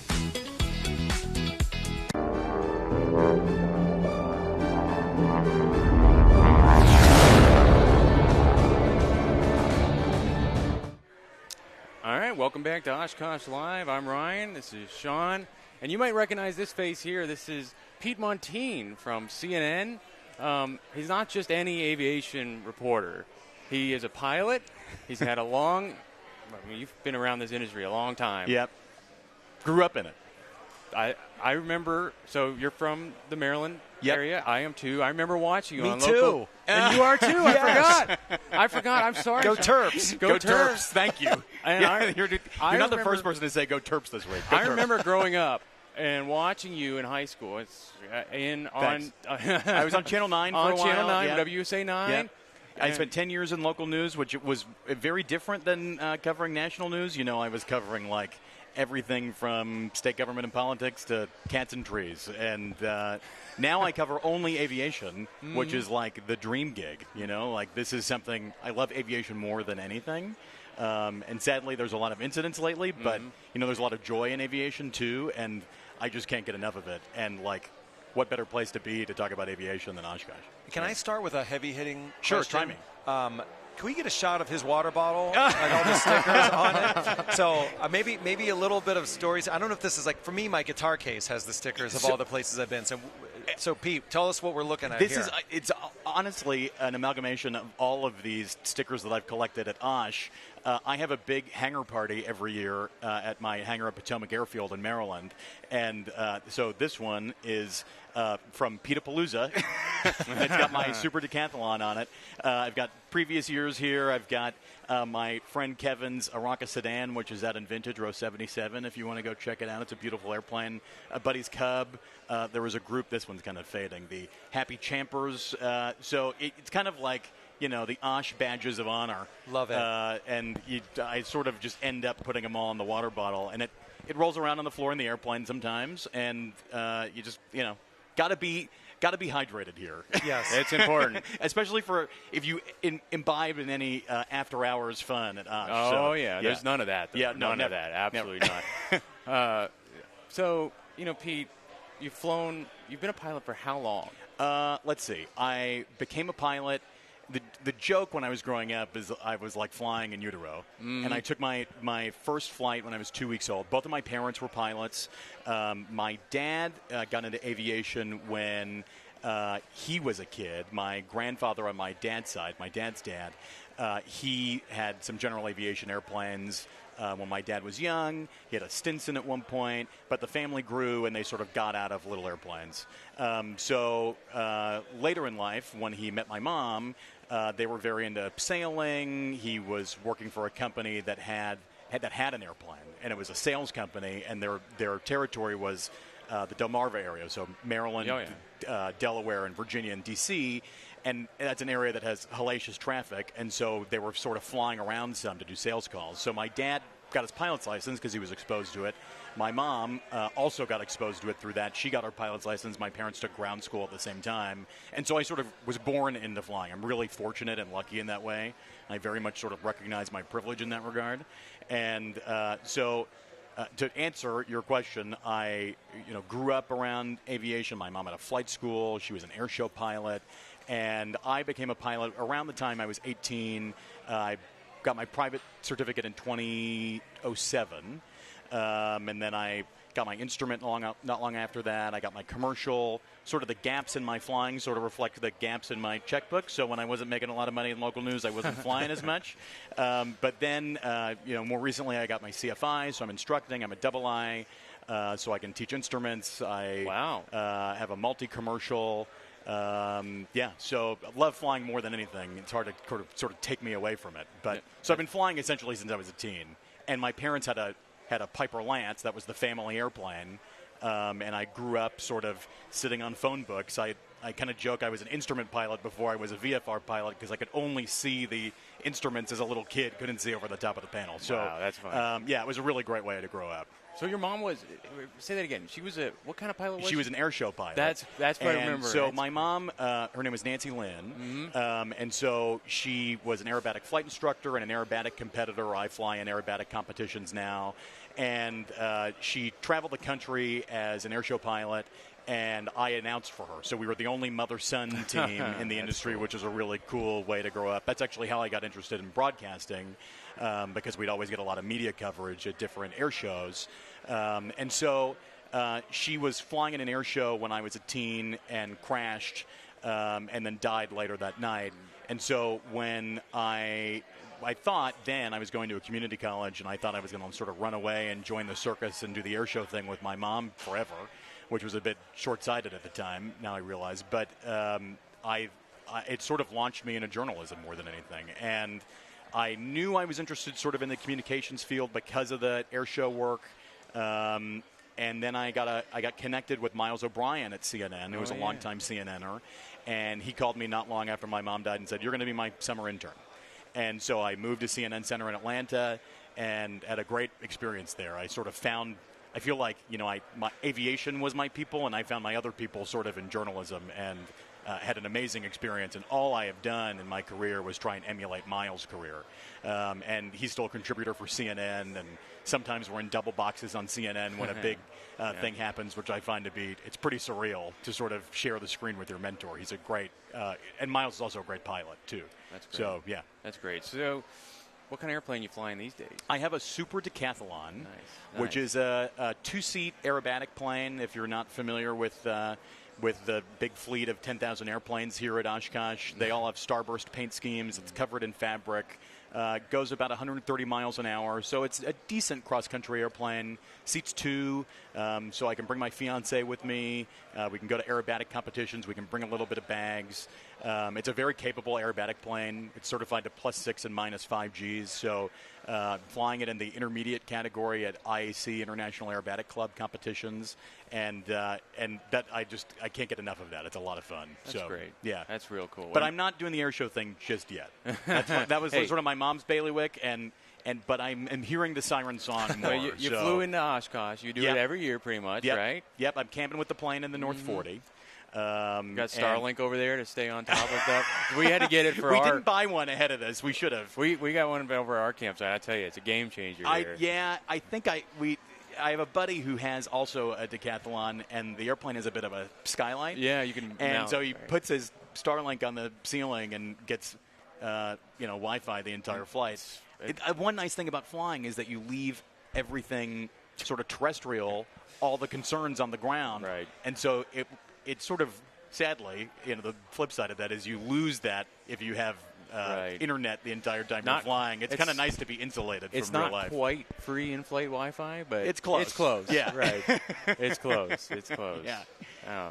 So what, I'd be curious whether it's on your desktop or somewhere in your computer, if you can divulge, like, what stories right now are in development for you? What are you researching or working on right now, if you can share such things? The one big story I'm really excited for is I get to fly the Goodyear blimp here at Oshkosh, which is really cool. And we're doing that for CNN, which is a lot of fun. And I'm going to get to pilot the blimp. I've flown on it before. I can't believe that Goodyear went for this, but I sort of said, hey, would it be cool if I got a little stick time in the blimp? And they said, sure. So we're going to do that tonight. It should be a lot of fun. But I'm also working on a few other things. You know, there's so much news. There's no shortage of news on the beat lately. Yeah. And so after Oshkosh, there's a 3-day hearing by the NTSB on the DCA mid-air collision on January 29th. I'm sure there will be a ton of news in that. That's sort of something that everyone on the beat will be watching. I'm working on a few things on, there's so many concerns about the growing issues that drones pose as a tool of terror or war. And so how do you protect large gatherings of people against drones and still filter out bad drones and keep good ones in? So I'm working on something on that. And, you know, there's always something that will pop up. So I usually have something sort of cooking on the back burner. I just came back from the FAA Training Academy in Oklahoma City, where they train air traffic controllers. There's a huge push to hire air traffic controllers right now. There's 3,000 controller shortage in the U.S., so that's a huge deal. And things that the Trump administration is doing to sort of try and entice people to the job, keep people from retiring early. So that's something that I just did. And they let me do the tower simulator there, which even as a pilot was pretty hard. It's a good reminder of how tough of a job these controllers have. And many of them are working mandatory 6-day weeks of 10-hour shifts. So, you know, it's a lot of... It's kind of like playing Jenga in 4D, what they do, and it's just really, it's to be able to experience it in the simulator really sort of changes your respect for that job. I was thinking you might be able to go undercover in the air control tower here and see how that goes. You know, I won in the tower. You know, I've been coming to Oshkosh since I was a kid, and so the first time I was here, it was the early 2000s, and I knew a controller in the tower, and I got to go up in the old tower, and that was a real hoot. It was before this tower was built. They had a much smaller tower, and it was great. As we were talking about it, they caught it on the camera. Yeah, it's almost like we planned very that. Fortuitous, right? Yeah. Right. So they're going to have 2 of them here this year. There's one, yeah, and it's the 100th anniversary of the Goodyear blimp, and it's very significant because the fact that it's probably the most successful advertising campaign using an air tool ever. So it's pretty amazing. Yeah, we actually have someone going up in it on Thursday. That'll be on Oshkosh Live on our Thursday show. But let me tell you, what is the vetting process for being allowed to pilot the blimp? Was there nicely? Yeah. I think they feel okay that I'm not going to, no sudden movements in the blimp are not really it's possible a little slower anyway. Than the GA airplane. I asked nicely, and I have a friend of a friend who knows the chief pilot, and it seems that sort of worked out in my favor. So, vetting process, I don't know if I would call it that, but, I think, I'll be under good supervision. Yeah. Next up is the Samaritan's Purse DC-8. Right? Or the 747 SP that Pratt came Whitney, in. Yeah, that was pretty cool. I'm really excited to see that tomorrow, the DC-8. I mean, that's the only one left. That's in U.S., it's an active service. It's retiring, this year, so... and we got to see the U-2 fly over yesterday, which is pretty amazing. Yeah. So it's very, Osh is, there's no shortage of special moments here, and that's what makes it so cool and so magical. Oh, that's absolutely nice. So I want to talk about, media and reporting. Sure. So, like, when I, on my side of things, our audience is people who are already in aviation, right? And so when I tell the story, I don't have to, it's a different audience. Right. But I'm curious, like, how do you take, because you know a lot about aviation. A lot. And how do you take that and communicate it to more of a mainstream audience? It's a challenge. It's easy when I'm out covering a story for other pilots I'm speaking to. If they know my background, they switch into aviation language. Right. And aviation truly is another language. It like is. if you look at the pilot controller glossary, which is, like the dictionary for pilots, there are 3,000 terms and about 2,000 of them are acronyms. Yeah. So it's really important, I think, to I treat it almost like I'm teaching a brand new flying student. And I've taken students from 0 to first solo to their license. I just try to sort of take people from the unknown to the known and speak to them like a normal person. And it really, it can be really tricky to sort of break things down. And the real, rub with that is you don't want to break it down too much to the point that it's inaccurate. You don't want to make it overly simple. And there's a lot of nuance in aviation. And so I really just try to sort of meet people where they're at. And that takes some practice.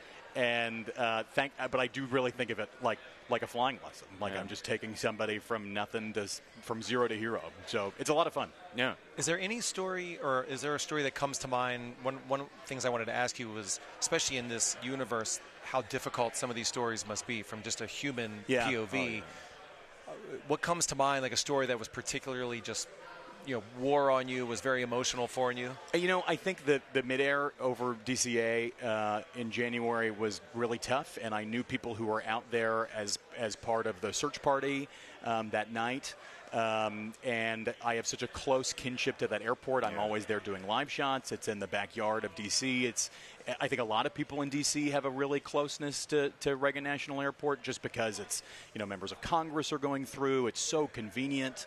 It's really an incredible airport with a lot of history. But that was really tough. And I, know the particulars and the closeness of the airspace there. I'm there all the time talking on the topic of the day with pilots who come through and flight attendants who come through, and it's like a little city. It's like a little Richard Scarry storybook. And so I know the TSA agents, and I think it was just very personal to all of us. And having lived through my own tragedy with my mom's crash and seeing that and witnessing that, I know what it's like to sort of be thrust into having to be an expert on something so terrible.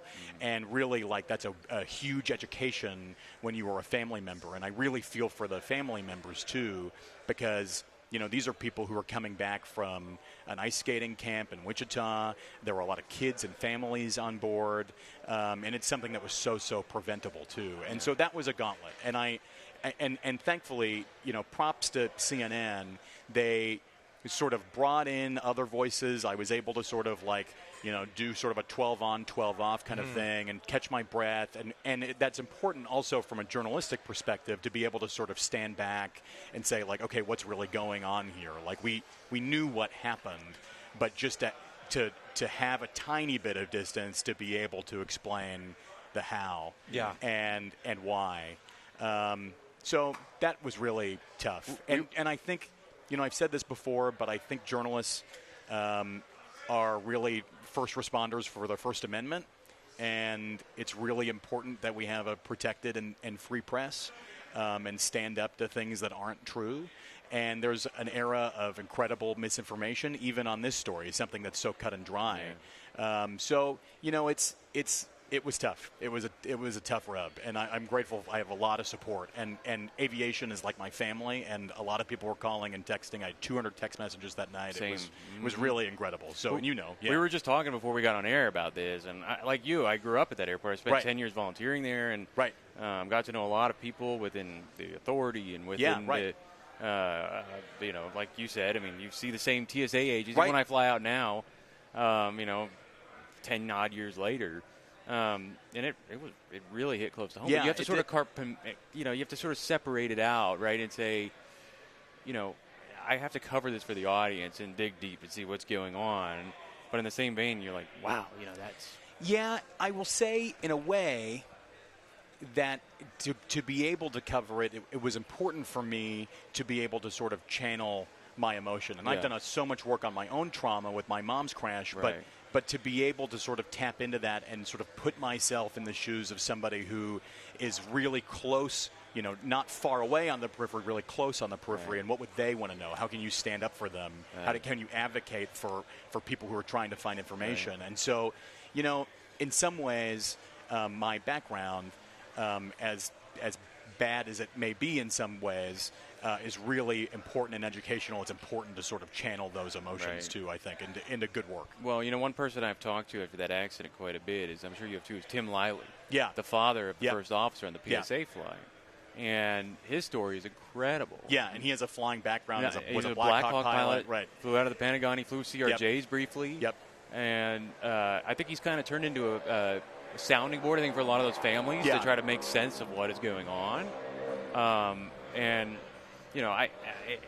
it's still crazy to me today that happened. I mean, I've flown the 3-3 approaches you have so many times as a passenger. I think the thing that is the most troubling to me when it comes to this incident is that a lot of warning signs were there. Right. And, in all of 2023, we covered near miss after near miss after near miss at plenty of large terminal area airports, not necessarily involving airplanes and helicopters, and not with some of the special circumstances that were sort of baked into the helicopter routes and the intersection of approaches at DCA, but there's so many warning signs, and I think aviation is at a really important inflection point right now when those things come up, and now there's just another new near miss in North Dakota involving a B-52 and a Skywest flight. It's really important. I think aviation, to its merit, top to bottom, takes a step back and looks at how do we inspect this, how do we make this better. It's not to lay blame or point fingers. It's to figure out what went wrong and how to make it a thing that has become a headline, an irregularity, something that has not happened with a lot of frequency. And I just asked Chair Hamidi from the NTSB when she was on, after that was the DCA incident and this most recent one, and there's been others in between, what can the FAA do? What do they think the FAA can do to help that symbiosis, I like to call it, between military and GA, anything civilian? And that's starting to become more of a site. I mean, you're a pilot. You know that sometimes when they're not broadcasting or... Yeah. The thing that has stood out to me is, the ADSB mandate, which went into place in 2020. Everybody in aviation had to have ADSB out, the ability to broadcast out in many airports, near many airports and in many classes of airspace. The military has its own, essentially, ability to sort of waive that. They don't have to put that out if it's for mission criticality. And so, I think there needs to be some changes there, and it seems like that's happening. And, coming into the most busy airspace in the world here right now, we're all using ADSB. We're all being able to follow the airplane in front of us and see the tail number and what they're doing and which way they're going. It's one of the reasons why the arrival procedures at Oshkosh are so successful and so safe. So, hopefully there is some regulatory change when it comes to that. Yeah. Do you have anything to add there? No, I mean, that was powerful. I mean, I wanted to ask that question, and now just thinking about that happening in our collective backyard, with your own personal story, it's like that confluence of that moment is kind of extraordinary that it even happened, that you were the person to be the voice there for that. I mean, I was sitting at home on my couch, and that makes it sound like I was waiting for something bad to happen. That's not what I was doing. I had just done a story that day. My fiance and I were watching TV. I got a phone call from a friend who is at the D.C. Fire Department, and I was like, why is he calling me at this hour at 9 p.m.? And then I got a call from our assignment desk saying, hey, we think a plane went down in the Potomac. You need to come in. Thankfully, I live really close to the office, and so I was on TV almost right away.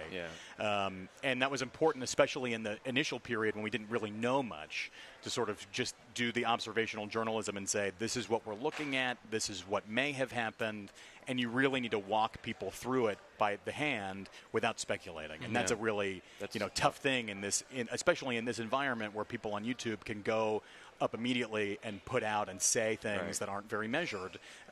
It's really, really important to have the standards that we have and that so many journalists have. Well, yeah, and I like you, I was sitting on my couch. Right. It was at my time it was an hour before, and I was scrolling through. I'm still very active in the DC, plane spot or Facebook, and pilot communities, whatever.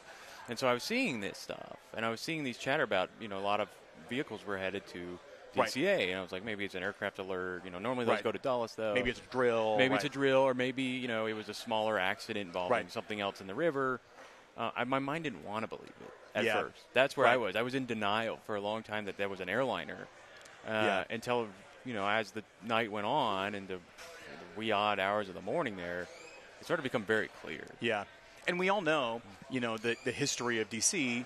In that the Air Florida crash of 1982, and that plane ended up hitting the 14th Street Bridge. That was a horrible tragedy also, and that is something that is so baked into the local history and in aviation history too. And so, there were a lot of echoes there in some ways, and I think, it's hard to ignore. No, you're right. So you're a flight instructor, and I was talking to Chair Hamidi earlier about this, but you have a younger generation coming into the aviation now, and with that, how do you, what do you think from a flight instructor side? Like, what's the way to build your curriculum now around that greener sort of individual?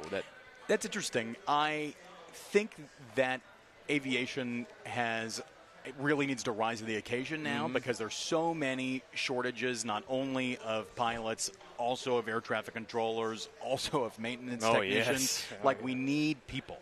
And so that's why something like Oshkosh is so important, and air shows are so important, because in a very fenced-off reality of aviation now, in a post-9/11 world where, someone from my dad's or mom's generation could almost go up and touch an airplane very easily and access it with not a lot of barriers, now it's become much harder. And so, air shows are the best way, I think, for the public to experience aviation, to smell it, to feel it, to taste it. It is really incredible. That's why Oshkosh is also so important. To have AirVenture, to have 750,000 people here over a week is just something that's so, from every part of the world is so key.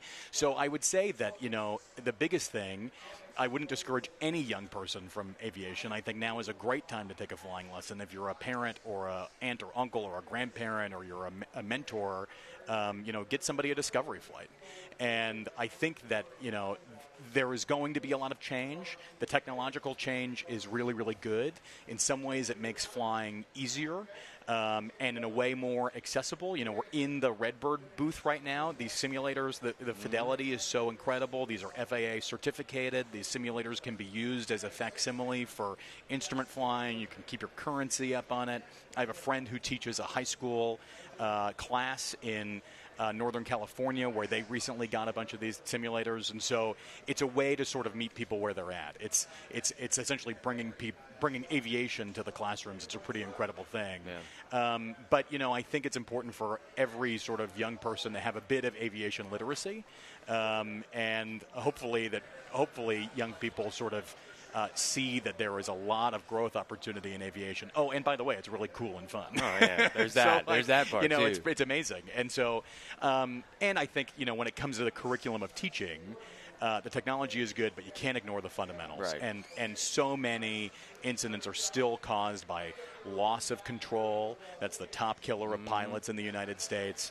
To fly airplanes and to have really good tactile feel of what an airplane can do and where the full edges of the envelope are, you do learn that generally in smaller airplanes, and you can replicate it in some ways in simulators.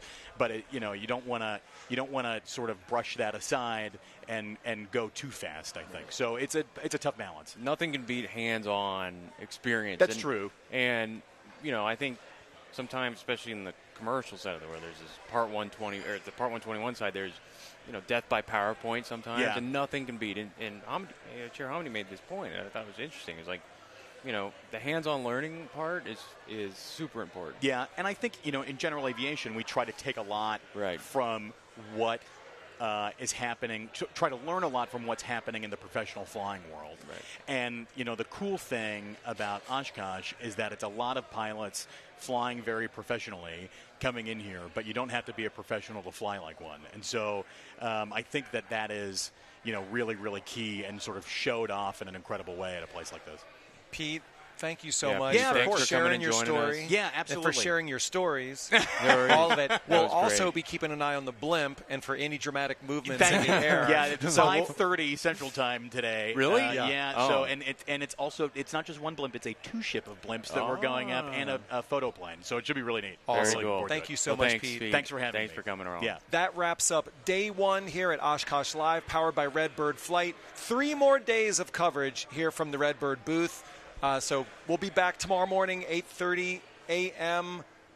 Thank you so much. This is Oshkosh Live, powered by Redbird Flight.